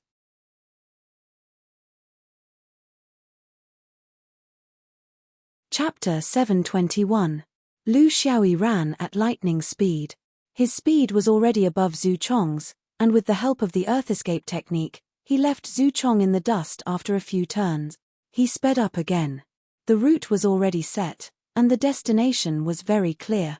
Zhu Chong chased towards the south of the cold North continent, because the fastest shortcut to leave the Yellow Court continent was in this direction, the man-made spatial fissure. If this swindler chose to fly out of the continent, to be honest, not to mention Zhu Chong, even a perfected cultivator or a perfected cultivator wouldn't be able to stop him. The Yellow Court world was too big, almost 100,000 miles wide, with countless cultivators entering and exiting. There was no way to stop him, and it was impossible to set up such a large defensive formation. Therefore, he could only bet that this swindler would use the spatial fissure. He could go to the entrance of the spatial fissure in the Yellow Court mountain, and he definitely wouldn't be able to stop him. However, he could ask the cultivator on duty for a list of the cultivators who entered and left the Yellow Court recently. He didn't have the right to investigate the whereabouts of the Yellow Court's own cultivators, but the swindler definitely wasn't from the Yellow Court. He only needed to know who had left the continent through the spatial fissure in the recent period after the swindler, and he would have a basic suspect group. However, Lu Xiaoyi was flying towards the north. There was no entrance to the spatial fissure in this direction, and he wasn't stupid enough to spend a few months traversing through the sea of clouds. The reason why he was flying towards this direction was because there was a section of the spatial fissure here. A more simple understanding of the spatial fissure was a bit like a human's broken leg. Due to various reasons, the blood vessels protruded from the surface of the skin. The Juzian upper realm had a long history, and it had been immersed in the path of spatial fissure for a long time. The spatial fissure passageways they established would often have slight variations due to the energy balance within the fissure being connected with the natural fissure due to the passage of time. This situation wouldn't affect the cultivators passing through, but the spatial fissure would no longer be hidden in the dimensional space, and part of it would be exposed to the main whirl. This situation wasn't rare. The spatial fissure passageway system that covered the entire Juzian upper realm would occasionally reveal a small section in each continent. However, the exposed spatial fissure couldn't be entered by cultivators, and couldn't be exited from it, because it was still in a sealed state in a practical sense. Take the space north of Liangbei Road as an example. It was about dozens of miles long and vaguely resembled a bulging blood vessel on a person's leg. It started from nowhere and then disappeared without affecting the normal operation of the space. This was the trump card that Lu Xiaoyi relied on to become a bandit in the upper realm of Juzian. He had once picked up a black iron plate in the chaos of the spatial rifts in the Land of Exile. It was used by the stowaways in the Land of Exile to create an extension of the spatial rifts. In the end, it was the item that pulled him into the rift. He had carefully studied this item during the year when he was traveling alone in the rift. The reason why he was interested in it at that time was because he wanted to obtain another method to enter and exit the rift other than the guidance of Providence. He knew nothing about spatial rifts, so he could only place his hopes on this foreign object that he had picked up. There was nothing he could do about it. After studying it for a while, he realized that this item only had the ability to pull oneself into the rift, just like what the stowaways did. However, it couldn't extend oneself out of the rift. It was a one-way, irreversible process. This made him very disappointed, and he slowly lost interest in it. It wasn't until he came to the upper realm of Juzian that he thought of this item when he wanted to rob the top 5 elements materials here. After the stowaways used this item once, its power was greatly reduced. It should be a semi-consumable item whose function gradually weakened. Its effect was very special, but unfortunately, it couldn't be used for a long time. He didn't know how many times he could use it. He held the idea that he could only use it once and when it was finished. The jade gold scissors was the expansion function of this item.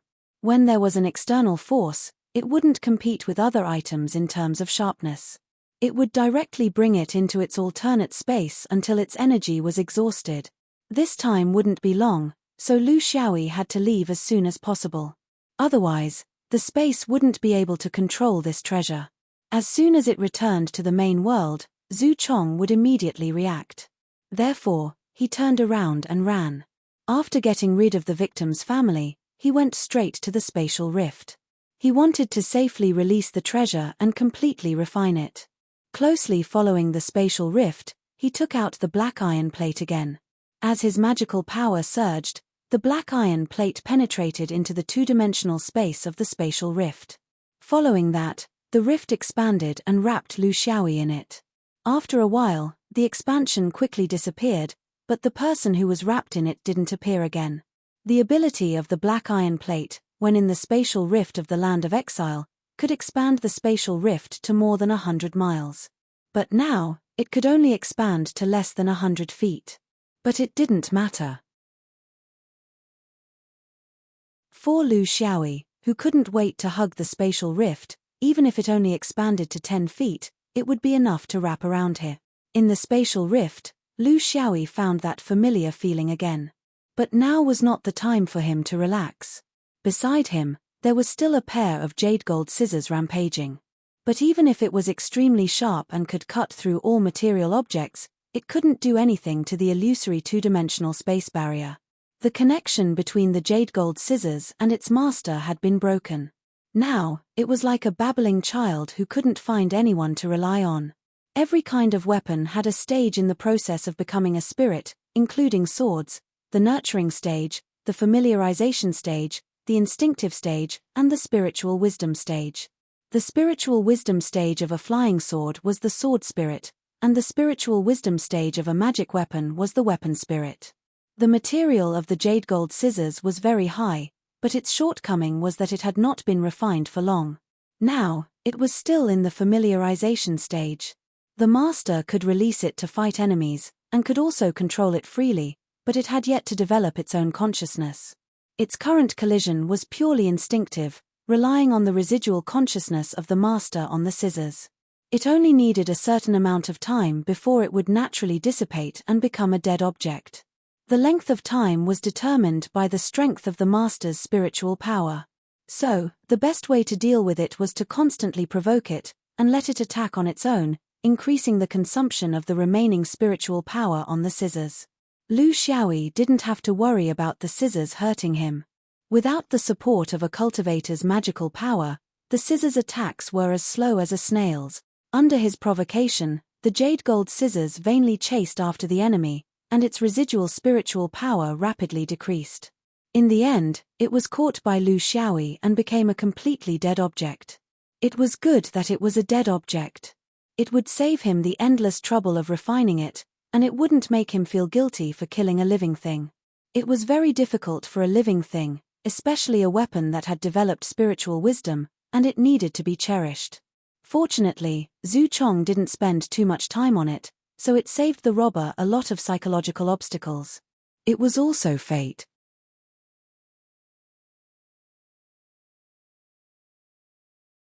Chapter 722. This wasn't the first person he'd made a move on after arriving at Golden Hall Continent. In fact, Zhu Chong was the third Golden Hall realm cultivator he'd found that possessed a first-grade material of the 5 element. The first was that Lu Xiaoyi had smoothly found the person himself. In the end, after a battle, that fellow wasn't willing to use his natal spirit artifact, and even if death was imminent, that fellow would rather die than submit. This caused Lu Xiaoyi to be extremely depressed. He didn't know that this fellow had given the materials of the 5 elements to someone else. Or had he ruined the equipment refinement? Didn't he carry it with him? Or had he noticed his intentions? He was unable to use force in this matter because he couldn't expose his intentions prematurely and cause all the cultivators on the continent that possessed such treasures to be in danger, and it might even cause the interference of cultivators of a higher level. The second was that the timing he'd found wasn't right.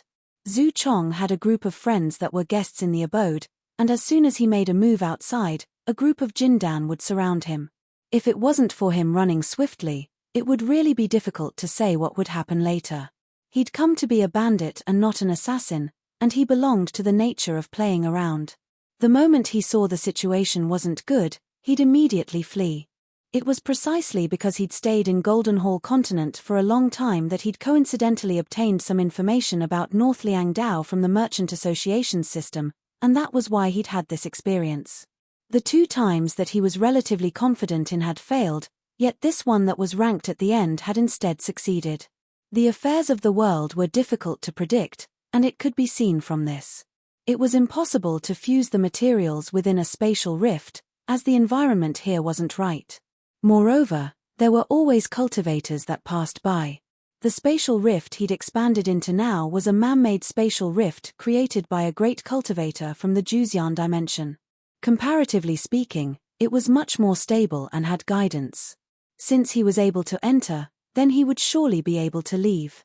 If it was a spatial rift formed by nature, then he wouldn't have the courage to use this method and enter rashly, and he might have to waste the rest of his life on the problem of how to leave. He didn't want to change to another continent as well, as there were a few tens of cultivators that had traded top-grade materials of the 5 elements in the Golden Hall Continent in the last 100 years. Presently, he'd become familiar with this place with great difficulty and established a connection with some people in the Merchant Association, so he didn't want to give up so easily. In his opinion, his 3 attacks were very restrained and did not kill anyone. It was impossible for him to attract the entire continent to search for him. Since that was the case, why should he leave? If a spirit tool like the golden jade scissors was placed in a high-grade storage ring, it would basically prevent cultivators of the same cultivation level from probing it. Even Zhu Chong would not be able to peer into the ring through space. However, there was a problem here. The cultivators guarding the entrance and exit of the spatial rift were usually Yuaniing immortals. If this Yuaniing immortal was proficient in the spatial ability, then he would be able to sense the basic information in a cultivator's storage ring. In such a Yuaniing immortal's perception, a top-grade item like the purple polarity gold would be very eye-catching, just like a firefly in the night sky. He had a more reliable method. He used a flying sword to coil around the golden jade scissors, and the formidable power of the spirit-imbued flying sword in the Tao realm of the five elements would be able to perfectly transform the aura of the purple polarity gold into the form of the five elements. Naturally, he would be able to hide it from the Yuaniing immortal's perception. Lu Xiaoyi was bold because of his skill. He'd calculated the time, and even if that fellow Zhu Chong flew all the way to the exit of the spatial rift, he would absolutely not be faster than him passing through the spatial rift passageway. After all, the spatial rift passageway was built to shorten the journey, even if he wasted some time collecting the golden jade scissors. After the plan was set, he followed the instructions and quickly arrived at the exit of the spatial rift in the Golden Hall continent.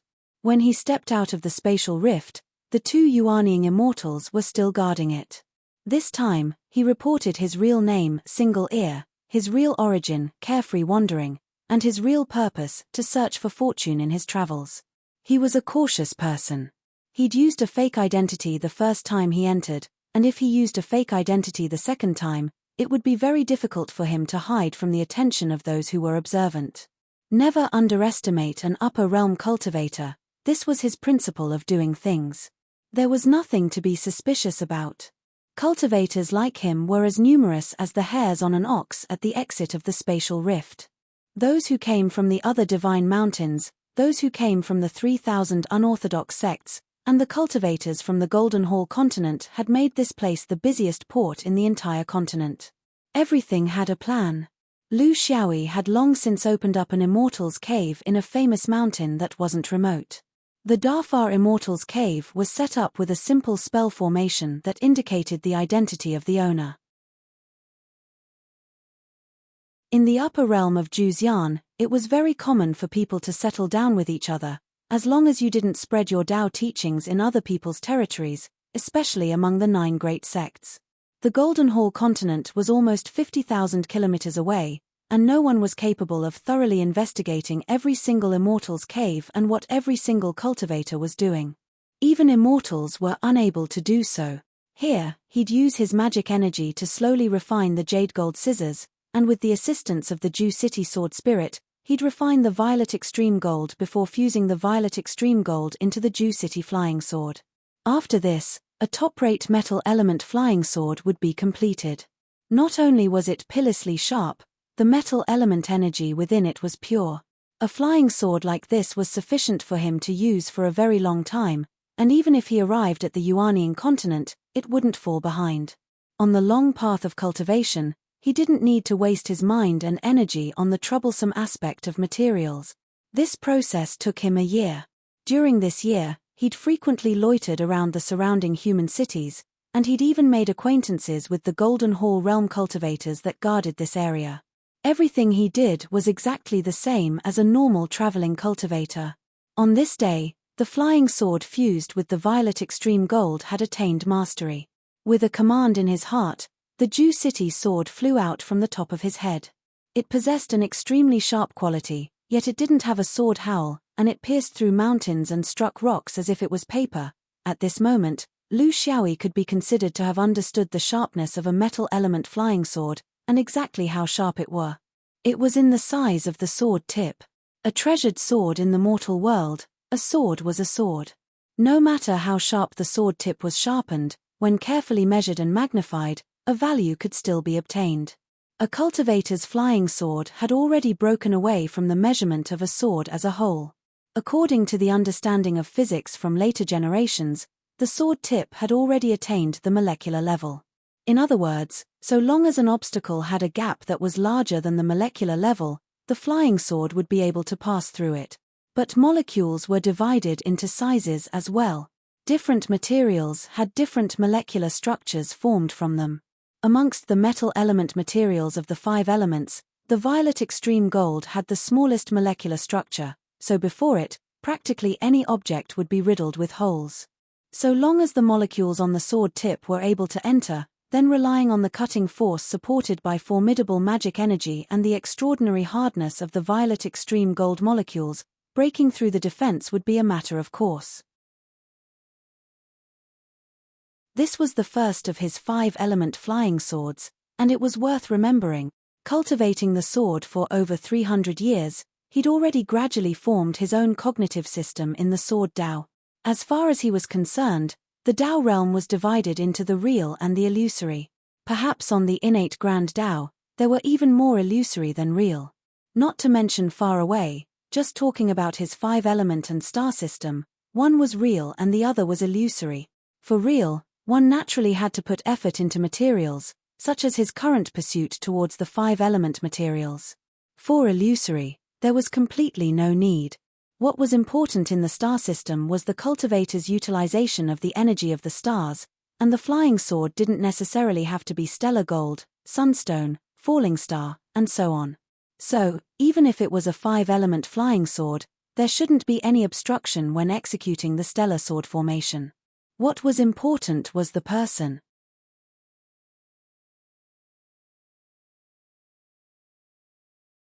Chapter 723. You're leaving? The Golden Court cultivator in charge of Jingji Dao was Laro Dan. He was a righteous person who had devoted himself to nurturing the next generation for a long time. His results were outstanding every year, but he did not have his own family. He was all alone and had the strength of an ancient cultivator. Lu Xiaoyi respected such a person. He was not particular about the person. Although he was here to be a bandit, it did not mean that he would not make friends with the Golden Court sect. In his opinion, when a sect's power was spread across such a vast area, the overall significance of the sect would be weakened to the minimum. Again, such a cultivation environment was very suitable for cultivating immortality, but it was not suitable for fighting for hegemony in the universe. What was cohesion? When one opened the window, one would see fellow disciples rushing past. When one walked out of the cave, one would be warmly invited by senior and junior brothers. When one ascended the pavilion, there would be great cultivators teaching. When one encountered trouble, both young and old would come together. In the upper realm of Juzian, Jin Dan guarded each of them and had limited interactions. The friendship between gentlemen was as light as water. As the conversation went on, the words went out of one's mouth and the heart went out of one's heart. It's time to go. Although Mount Zhong is good, it's not my hometown. Where are you going? I don't know. I'll just go with the flow. Lu Xiaoyi did not have to report to Jin Dan, the guardian of the Golden Court sect.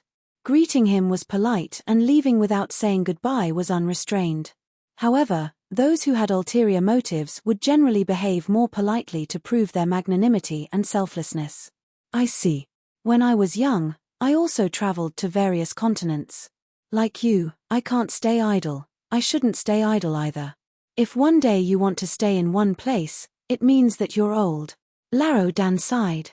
The two parted ways, one active and the other quiet. This was actually the process of communication between cultivators in the cultivation world.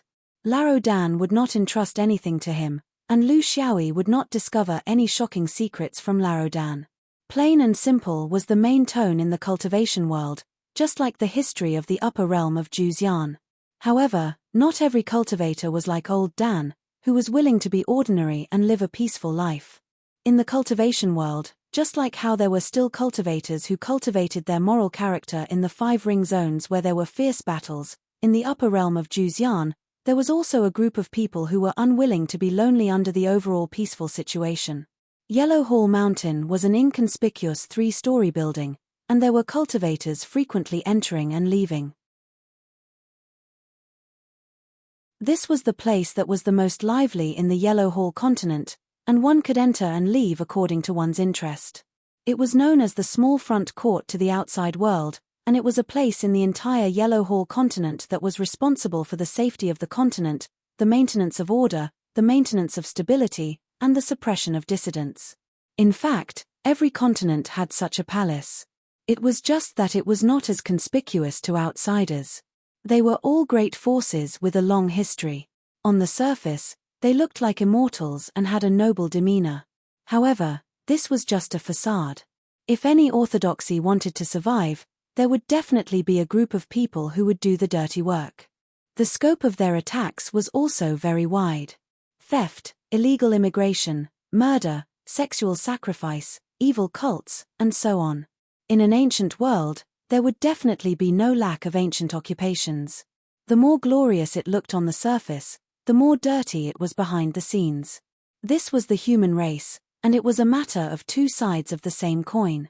Every day, countless news from all over the continent would be gathered, and then divided into categories.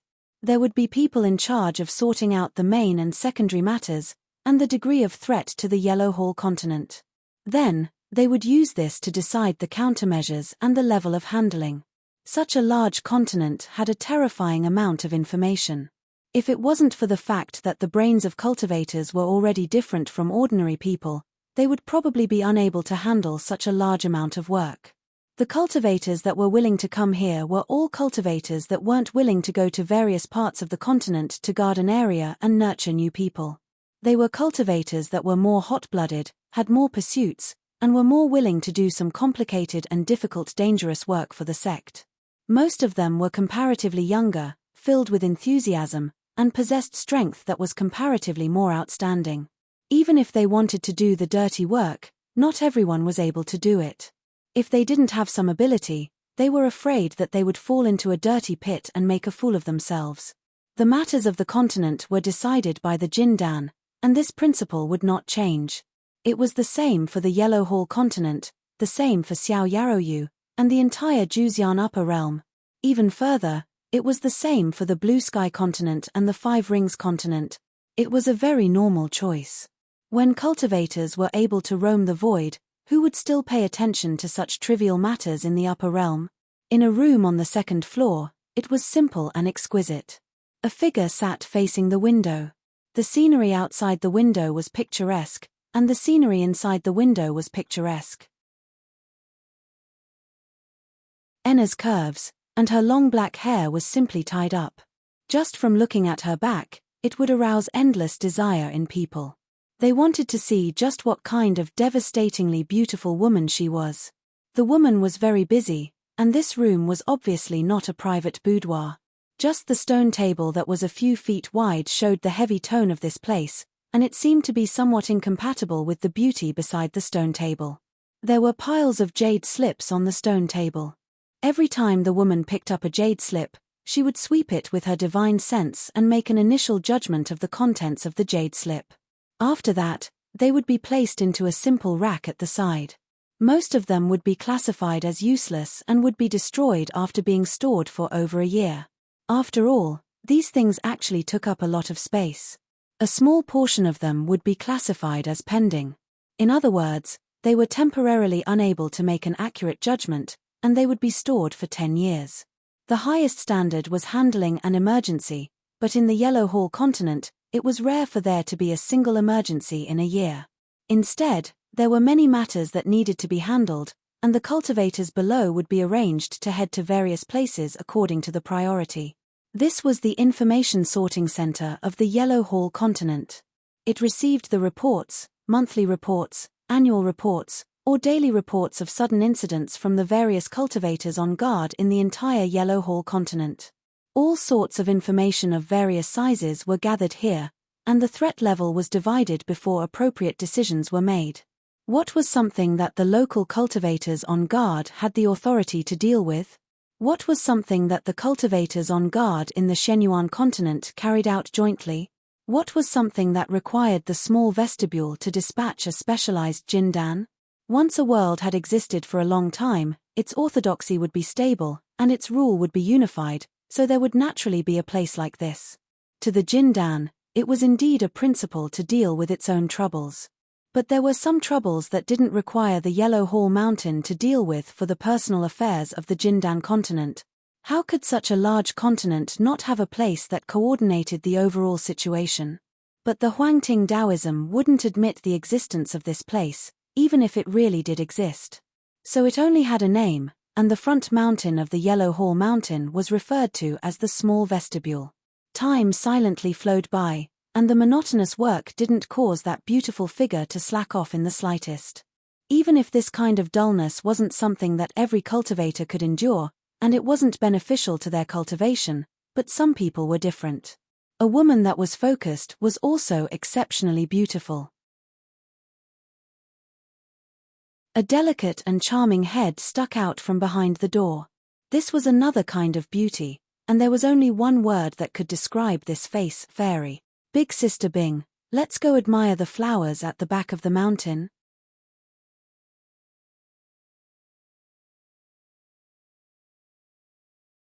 Chapter 724. Seeing that the long-haired figure didn't respond, the female elf changed her method. Why don't we go to the immortal garden to feed the spiritual birds? I heard that Marshal Uncle Guan got a few mutant phoenixes from somewhere. Or we can go and pick some spiritual fruits. The plums in the herb garden are ripe. We won't be able to pick them if we're late. How about we invite a few people to practice spells in the sea of grass? I've learned a few new spells, but I don't know how powerful they are. I want to show them to you. The figure in front of the window sighed. She tilted her head slightly and said, Aya, why don't you tidy yourself up and come here to make trouble? Although it was only the side of her face, the beautiful scenery outside the window seemed to have lost its color in an instant. The woman's eyes were deeper than the deepest pool of water. Her eyebrows were light, but they were like splashes of ink on the horizon. Her skin was like snow, and her hair was black.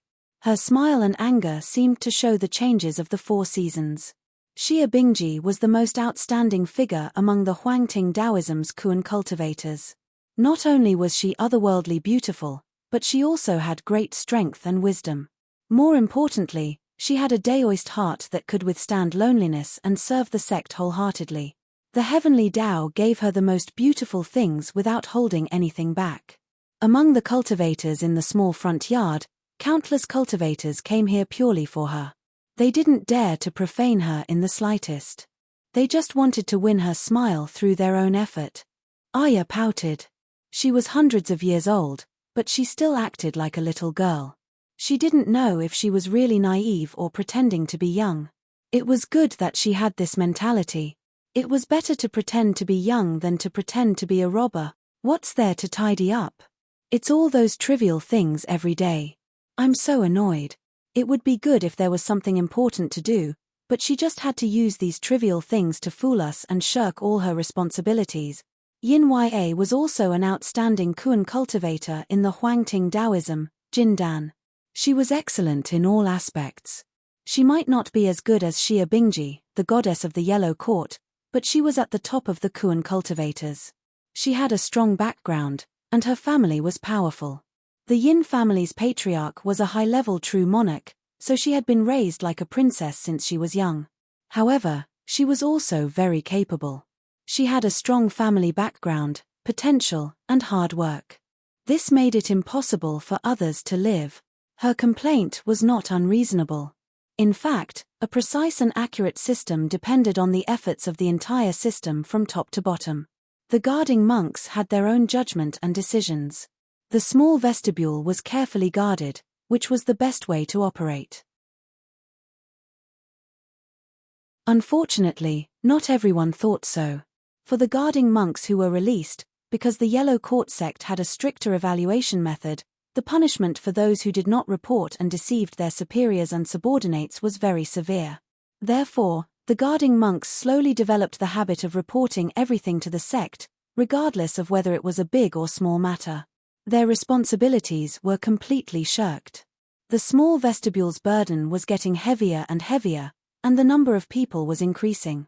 It went from 12 people in the early days to hundreds of people now. Among them, 30% of them were not running around outside, but buried in the small vestibule's desk. The difference between this information work was that it was divided into preliminary and final selections. For example, Yin Ya came to the small vestibule late. She was only temporarily curious and could only be assigned to the preliminary selections. Only people like Xia Bingji, who had been polished for a long time and really cared about the sex affairs, had the right to be the final selections. Of course, she couldn't sit here every day. There were a few final selections like her. Everyone changed every half a day. In the end, She couldn't delay the Jindan's cultivation because of these desk affairs. You just can't sit still and want to go out. Are you crazy? Why are you making up these excuses? Wait for me for another 2 hours. There are still some jade slips that I haven't finished reading. Moreover, there are some very interesting things in them. Although Yin Ya was eccentric, she was also extremely intelligent. She had already realized something from her words. The reason why she came to the small vestibule was that her life was too dull and she wanted to find some excitement. What was excitement? Of course, going out with a sword was the most exciting. Compared to this kind of excitement, appreciating flowers, picking fruits, taming birds, and practicing magic completely lost their attraction. Sister Bing, what's so strange about it? Tell me. She hung her body on Xia Bingji's body. How did she look like a Jindan cultivator? This was only natural for a delicate princess like her to do it. If it was someone else, it would really make people feel disgusted. Xia Bingji didn't want to say it. Xia Bingji didn't want to say it at first. After all, it was just a guess without any solid evidence. She couldn't say it out loud to mislead others. Cultivators had to be especially careful when dealing with all kinds of information because there were countless coincidences in the cultivation world. If they used this as evidence and made an arbitrary judgment, who knows how many innocent people would be wronged. This was her responsibility, and she had never been careless. But this time was different. There was no fixed target, only the victim's family. There was no real body. It's like this.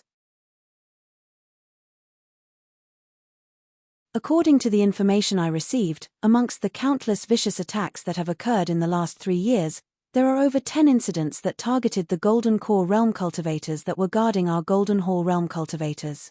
Most of them were able to find the culprit, some have already been brought to justice, some are still being pursued, and only 2 incidents occurred without rhyme or reason. One was at the Luo River Path. The cultivator guarding the Luo River Path, Mu Yang, was sneakily attacked. According to him, the opponent completely covered his face and disguised himself as a killer. After a fierce battle with him, he retreated. He also suffered light injuries. But according to our investigation afterwards, it's true that he suffered light injuries, but the so-called fierce battle was a bit exaggerated. In fact, he was beaten to a pulp, but the opponent didn't kill him in the end. It's very strange. Mu Yang is a cowardly person, and he's a good person. Throughout his life, he would look under his feet to see if there were ants under his feet. What enemy could he have? This is a suspicious case. Yin Ya was a bit careless. Doesn't this kind of thing happen every day? If we consider Foundation establishment, there will be hundreds and thousands of such unsolved cases. What's so strange about it? Xia Bingji smiled. You're right. I thought too much. I'll deal with some more jade slips. RYA, why don't you go and have fun first, and I'll come to you later? Yin Ya didn't want to. Sister Bingji, you're interrupting again. Are you bullying me for not being sensible? There's a second incident. Why don't you tell me the truth? Xia Bingji couldn't persuade her, so she could only say, the second incident happened at the Kaiwei Path, senior brother Qianfan. You also know that senior brother Qianfan is good at making friends. He has always been a group of friends. However, 2 years ago, someone provoked him in front of his cave residence. As a result, his group of friends rushed forward and scared the person away. You're right. Senior brother Qianfan handles things fairly. Defy has only heard that he has friends all over the continent, but I've never heard of any enemies. The origin of the person who attacked him is very strange. According to our investigation later, the speed of this person's escape technique is incomparable to that of their group. If it weren't for Qianfan's group of friends at that time, he's afraid that he wouldn't be that person's opponent. What made him feel strange was that the person was obviously stronger than him. If he really wanted to kill him, it's not like he didn't have a chance, but it seemed like he was deliberately beating the grass to scare the snake.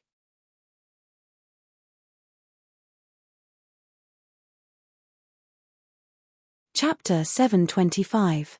Seeing that Yin Ya had become serious, Xia Bingji frowned. The 2 incidents happened far away from each other and seemed to be isolated without any connection. However, if you think about it carefully, there are many similarities between them. Firstly, the people who were attacked were Jin Dan, the local guards. They were public figures and also came from our Golden Court continent. From this, it can be seen that the perpetrator is daring. Ordinary people wouldn't dare to attack Golden Court realm cultivators in our Golden Court continent. Secondly, they didn't cause any substantial damage. Mu Yang and Qian Fan's strength were almost the same and they both belonged to the core of the Golden Court sect. With the way this person dealt with Mu Yang, there was no reason for him to be so clumsy when he attacked Qian Fan. His goal didn't seem to be to kill people, but something else. Thirdly, he hid his face in both attacks and didn't dare to show his true face. In the Juxian upper realm, this kind of behavior wasn't strange. However, what this person did was that he didn't expose his true identity in both attack. After communicating with the two victims, they had a strong feeling that this person seemed to be hiding something. Under the circumstances of being able to easily suppress a Golden Hall Golden Core cultivator without exposing his true Dao inheritance, what did this mean?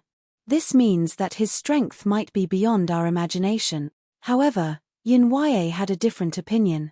Sister Bingji, you said that these two people were ambushed. When cultivators of our generation fight, ambushing first is very important. After living peacefully for a long time, we will lose our vigilance.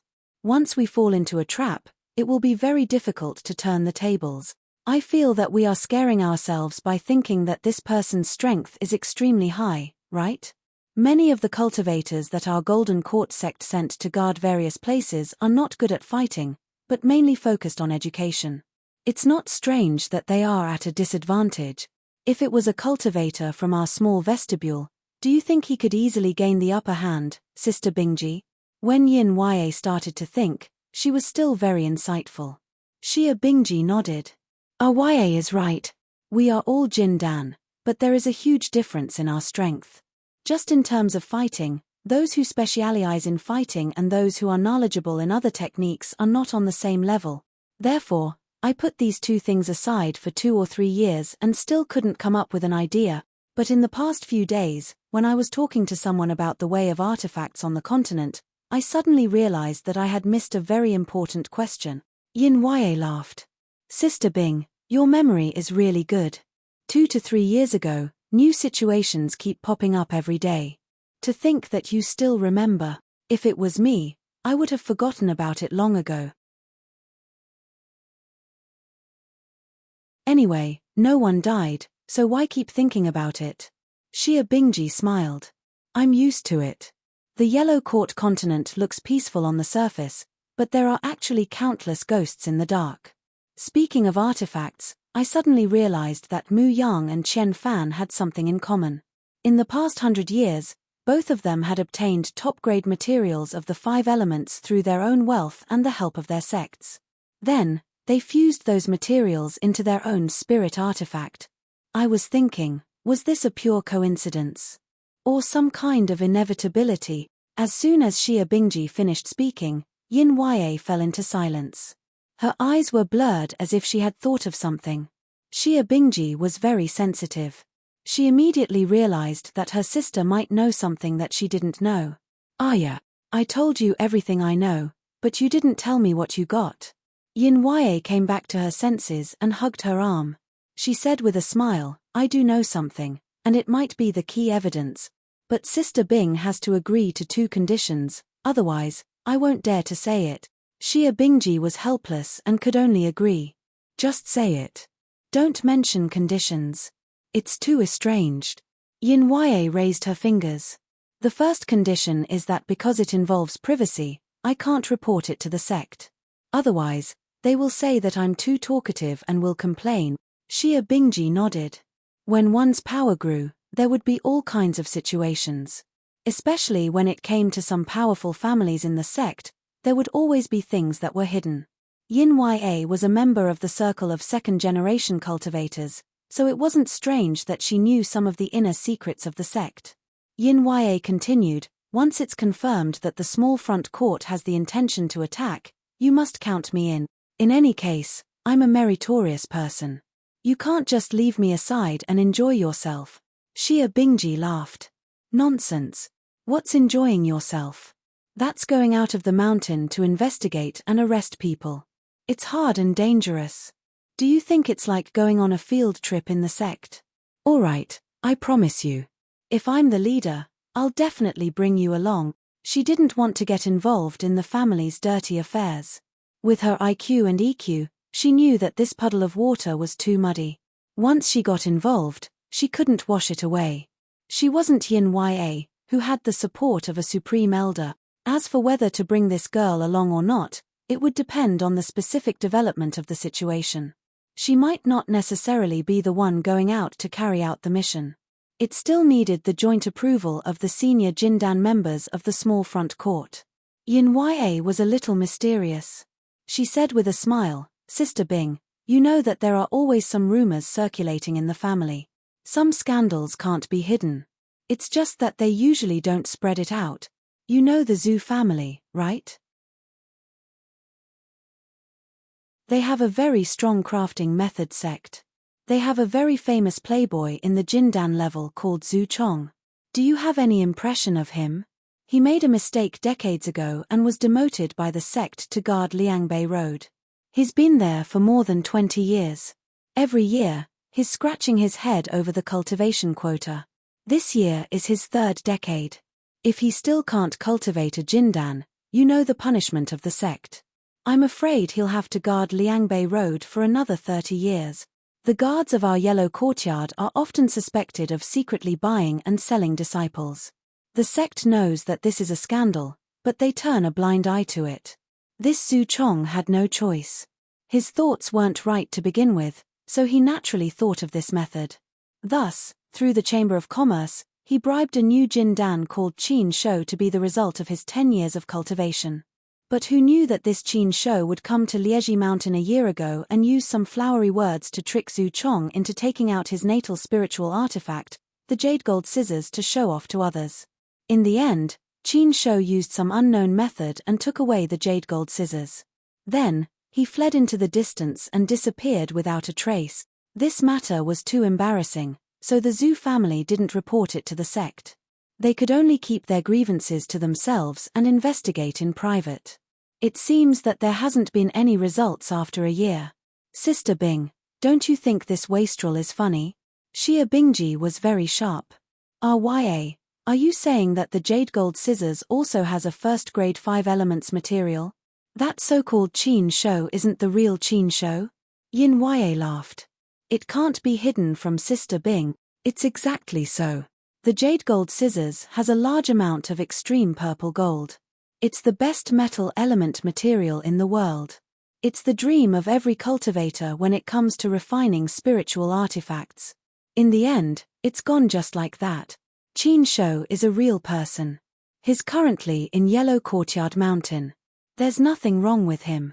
He's a native of the mainland and is indeed a new Jindan. How would he have the guts to do this? The culprit is someone else. I'm afraid that the culprit found out about their deal and impersonated them to do something. When I heard Sister Bing mention those 2 unsolved cases, I was thinking, could it be the same person as Zhu Chong?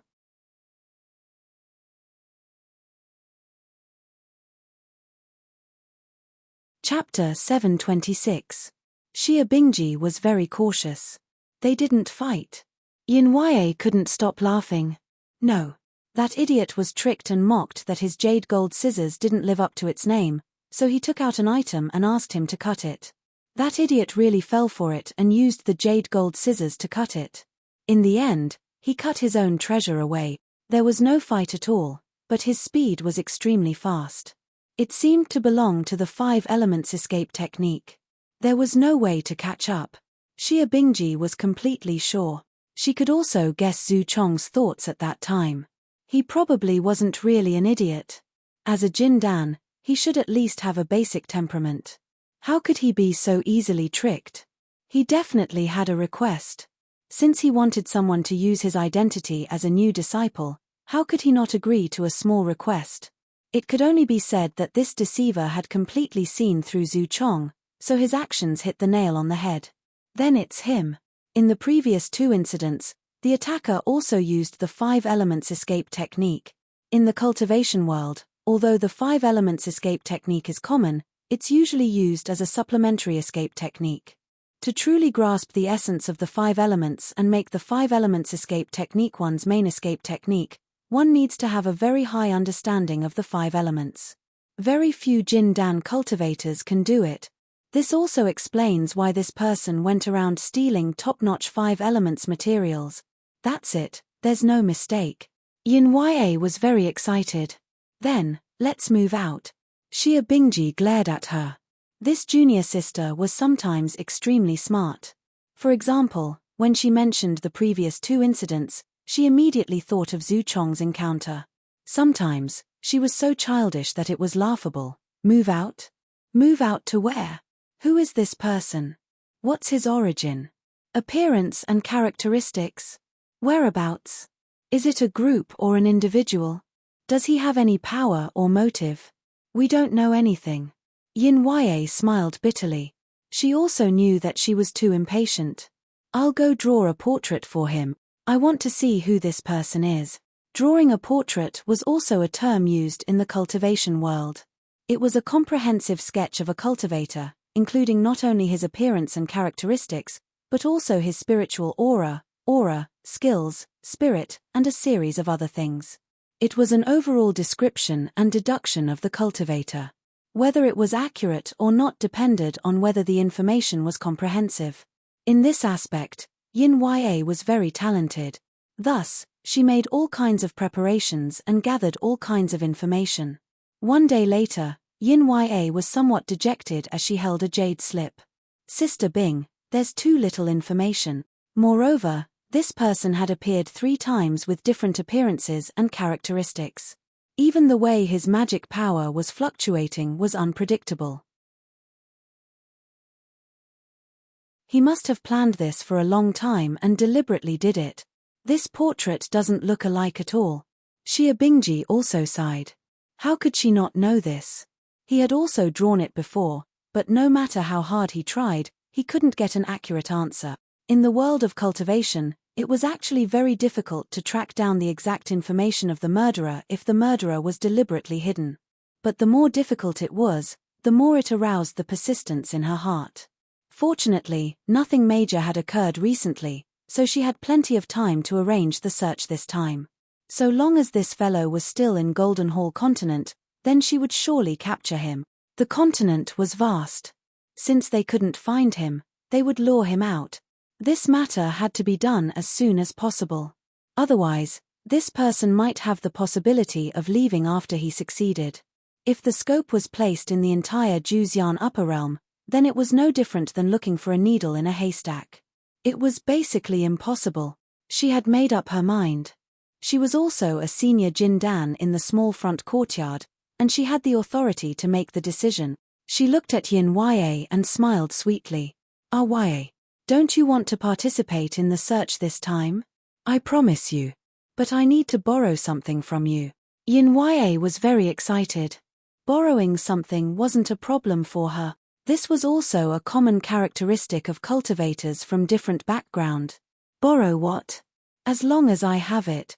Even if I don't have it, I can help you borrow it, Sister Bing. She was the apple of Yin Clan's eye, and she had countless pursuers in Golden Hall Clan. Saying this really wasn't a boast. To a clan with a long history and deep resources like sects, there was nothing that could stump them in the path of artifact. Xia Bingji shook her head and said with a smile, why would I need to borrow it? Since I've asked, then it's naturally yours.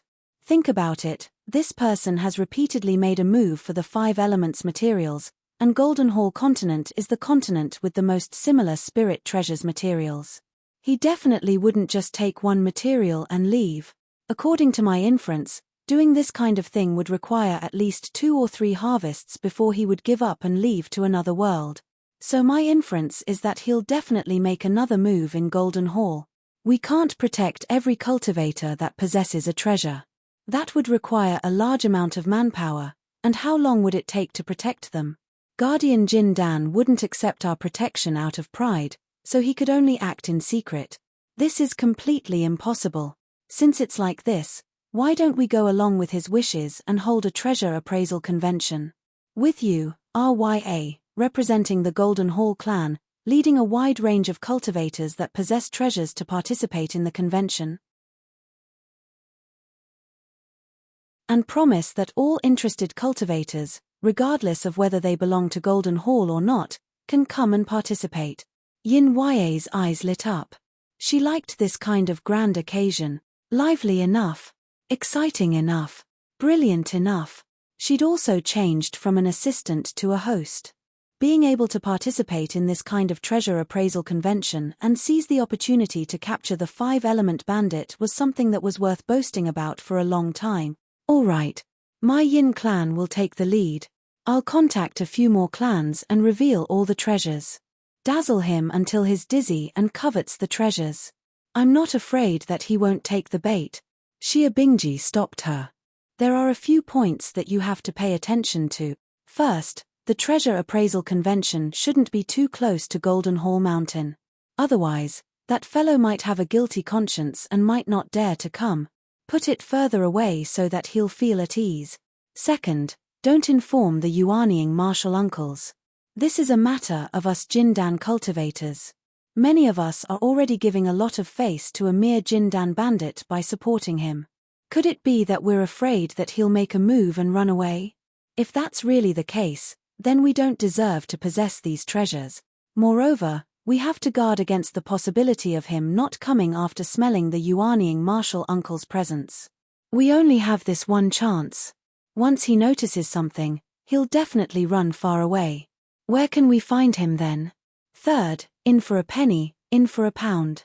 Observing this person's actions, he's extremely cautious and cunning. Since Zhu Chong, Mu Yang, and Qian Fan already have no treasures, then they shouldn't come. They've dealt with him before, and he's very cunning. He might not dare to make a move if he knows that someone familiar is present. All of this is to lure him out. As long as he's here, he won't be able to hide his tail. No matter how many people there are, don't tell me that we won't be able to discover him. Yin Ya was extremely excited and also came up with an idea. I'll spread the news widely and do my best to make this convention known to everyone. Especially, we can't leave out the Chamber of Commerce. A lot of news is actually leaked from them. The layout of the convention procedures, the number of treasures, the hospitality of the guests, and so on will all be taken care of by me. I guarantee that it'll be the most successful convention in Golden Hall continent. Xia Bingji sighed again. It hadn't even started, but the theme had already deviated. This was to capture someone, not to hold a convention. However, considering that these fellow cultivators had been bored for a long time and were looking forward to a convention that belonged to young cultivators, she couldn't say anything. The layout of the convention could be left to Aya, but she had to personally arrange the manpower.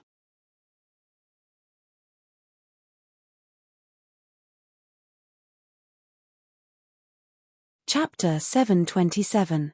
Lu Xiaoyi flew towards his predetermined target. He intended to stop after finishing this robbery, as this was due to his respect towards the great powers that had existed for a long time. He couldn't take everyone to be idiots. 9 upper sects, 9 continents. Besides the unfettered Wanda and Golden Court Palace, there were still 7 other places to choose from. There was no need to catch a sheep and drag it to its death. He who'd been in a bandit's lair for a long time knew when to be tight, when to relax, when to be greedy, and when to give up. The principle that the bandits of the Fifth Ring had always instilled in their juniors was that they had to take advantage of the situation when robbing. If they repeatedly encountered baffling obstructions, then it indicated that there was surely a reason behind it. Normally, one shouldn't try to be brave at this time, and it would be fine to change a place, time, and target. Lu Xiaoyi understood the essence of this extremely well. His robbing journey in the Golden Court continent didn't go smoothly. The first 2 failures were baffling, and if he failed the 3rd time as well, then he would immediately leave this place that was obviously ominous to him. But he'd succeeded the 3rd time, so he had to give it a try. Was this a chance success?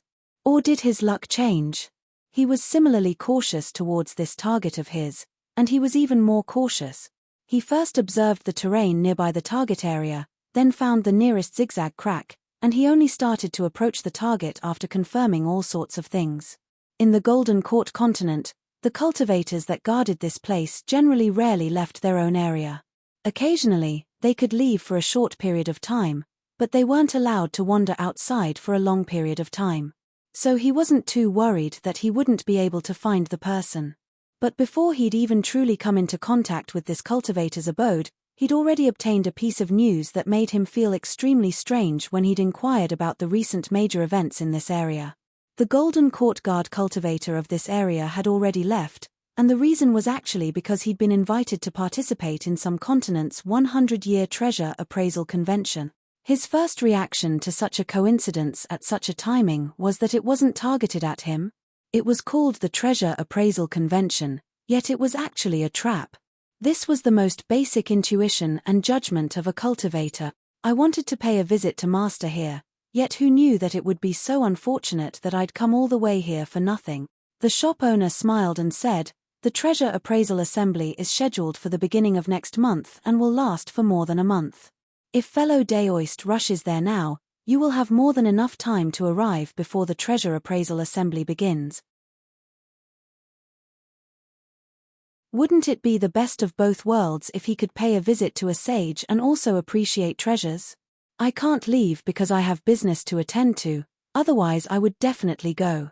This kind of occasion is often accompanied by auctions. It is a great opportunity for my Shong family. If you don't want to travel, the local scenery is beautiful and there are many scenic spots and historical sites. Fellow Daoist, you can swim here one by one. Presumably, Master will be back in 3 months. That's also a good idea." Lu Xiaoyi was very curious. He knew very well that if they were trying to lure him out, they would have to spend a lot of money. Otherwise, if they had no influence, the bandits might not be willing to patronize them. Moreover, he needed to figure out who was behind this if it was a trap. Could it be Zhu Chong? The Zhu clan was so powerful in the imperial court that they could set up such a trap all over the continent. All of this could be judged from the scale of the Treasure Appraisal Convention. After staying in the bandit's lair for a long time and experiencing life and death for a long time, he had a cautious and meticulous character. There were many things that he could see clearly as long as he was willing to use his brain. The journey isn't short and requires continuous flying for half a month. It's tiring and exhausting. If it's just some ordinary treasures, then it's better not to go. It's more comfortable to stay here and admire the scenery. The shopkeeper shook his head. Fellow Daoist, you don't know. The Treasure Appraisal Convention this time is extraordinary. The treasures displayed are the true treasures of the Jindan period. Ordinary things can't be brought to the table. In my imperial court continent, because of tradition, there are many magic gatherings, but there aren't many treasure gatherings. Most of them are hosted by my Shong family. Our strength is limited, so how many things can we bring out that are attractive? But this time, it's led by the imperial court sect. It's truly continental in nature and involves a wide range of things. There are no precedents. The entire Treasure Appraisal Convention is divided into a few parts. The medicinal pills part is all great medicinal pills and wondrous medicines. If they can't revive the dead and regrow bones, you would be embarrassed to put them up. Formations and talismans are part of it. They are all ancient and wondrous formations. Forbidden talismans and iron talismans are no different from medicinal pills. The main event is tool crafting. It represents the highest level of standard in the imperial court continent, especially in terms of materials. If they aren't of the highest quality, they can't be invited to participate. Alas, it's a pity that I can't go. But what's the use of going? I can only watch but can't do anything. Even if there are occasional auctions, with my wealth and strength, I won't be able to compete with others. It's good that I don't go. Otherwise, I won't be able to sleep and eat without thinking about it day and night. Lu Xiaoyi laughed. Your way of thinking is wrong. If everyone thinks like you, no one will go. If you think like this, what if the heavens are looking after you and let you pick up a bargain? If a person has hope, there will be a day when it will come true. The shopkeeper handed over a jade slip. Take a look. This is the detailed list of treasures issued by the Treasure Appraisal Convention. It's not complete yet. I heard that there are more additions. Fellow Daoist is a sensible person. You'll know whether it's real or fake with a look. Lu Xiaoyi scanned it with his divine sense. He was very surprised when he saw the beginning. It's only at the Jindan level. Foundation establishment artifacts aren't worth mentioning, but if Yuanying artifacts aren't allowed to participate in the exhibition, it'll lose its interest, right? Moreover, why aren't Yuanying allowed to participate? Are they afraid of being robbed? The shopkeeper laughed. Fellow Daoist, you must be joking. In my imperial court continent, if there are still people who dare to fish in troubled waters in the treasure appraisal convention held by the imperial court people, then they don't want to live anymore. The reason why Yuanying aren't allowed to participate is because they're afraid that these seniors will rely on their wealth to make others unable to eat meat. Therefore, the reason why the imperial court sect's Daoist masters aren't coming is to warn the Daoist masters of the other continents not to cause trouble in the imperial court continent. This is a treasure appraisal convention that belongs exclusively to the Jindan cultivators. Foundation establishment Yuanying aren't welcomed. This kind of convention will also make the participating cultivators more relaxed. If not for a group of old monsters present, no one will be able to relax. So that's how it is. Lu Xiaoyi was even more certain that this convention was simply tailor-made for him. The smell of a conspiracy is so obvious. Is it because they've determined that he'll definitely go? His divine sense immersed into the jade slip and directly skipped over medicinal pills, talismans, and formations before placing his mind on the artifacts. Shockingly, there was a long list of spirit artifacts on it. There were almost 20 types of spirit artifacts, and all of them were top-rate spirit artifacts that had been refined in these past few years. There were metal, wood, water, fire, and earth, and they were all complete and varied, causing one to drool with desire. Inhumane. You're F***king provoking me. Lu Xiaoyi couldn't help but laugh in his heart. Truthfully speaking, he really wasn't a person that paid too much attention to external objects. Even if it was top-rate materials of the 5 elements, it was fine as long as they were sufficient. He'd never intentionally searched for them in the past 300+ years. Now that he finally had some thoughts, someone had arranged such a large lineup to deal with him. Did they want to capture him and grind his bones to dust? Isn't it just some materials? Is there a need for this? You're tuning in to the Celestial War YouTube channel. Don't forget to subscribe and join us on this journey to catch the most captivating stories,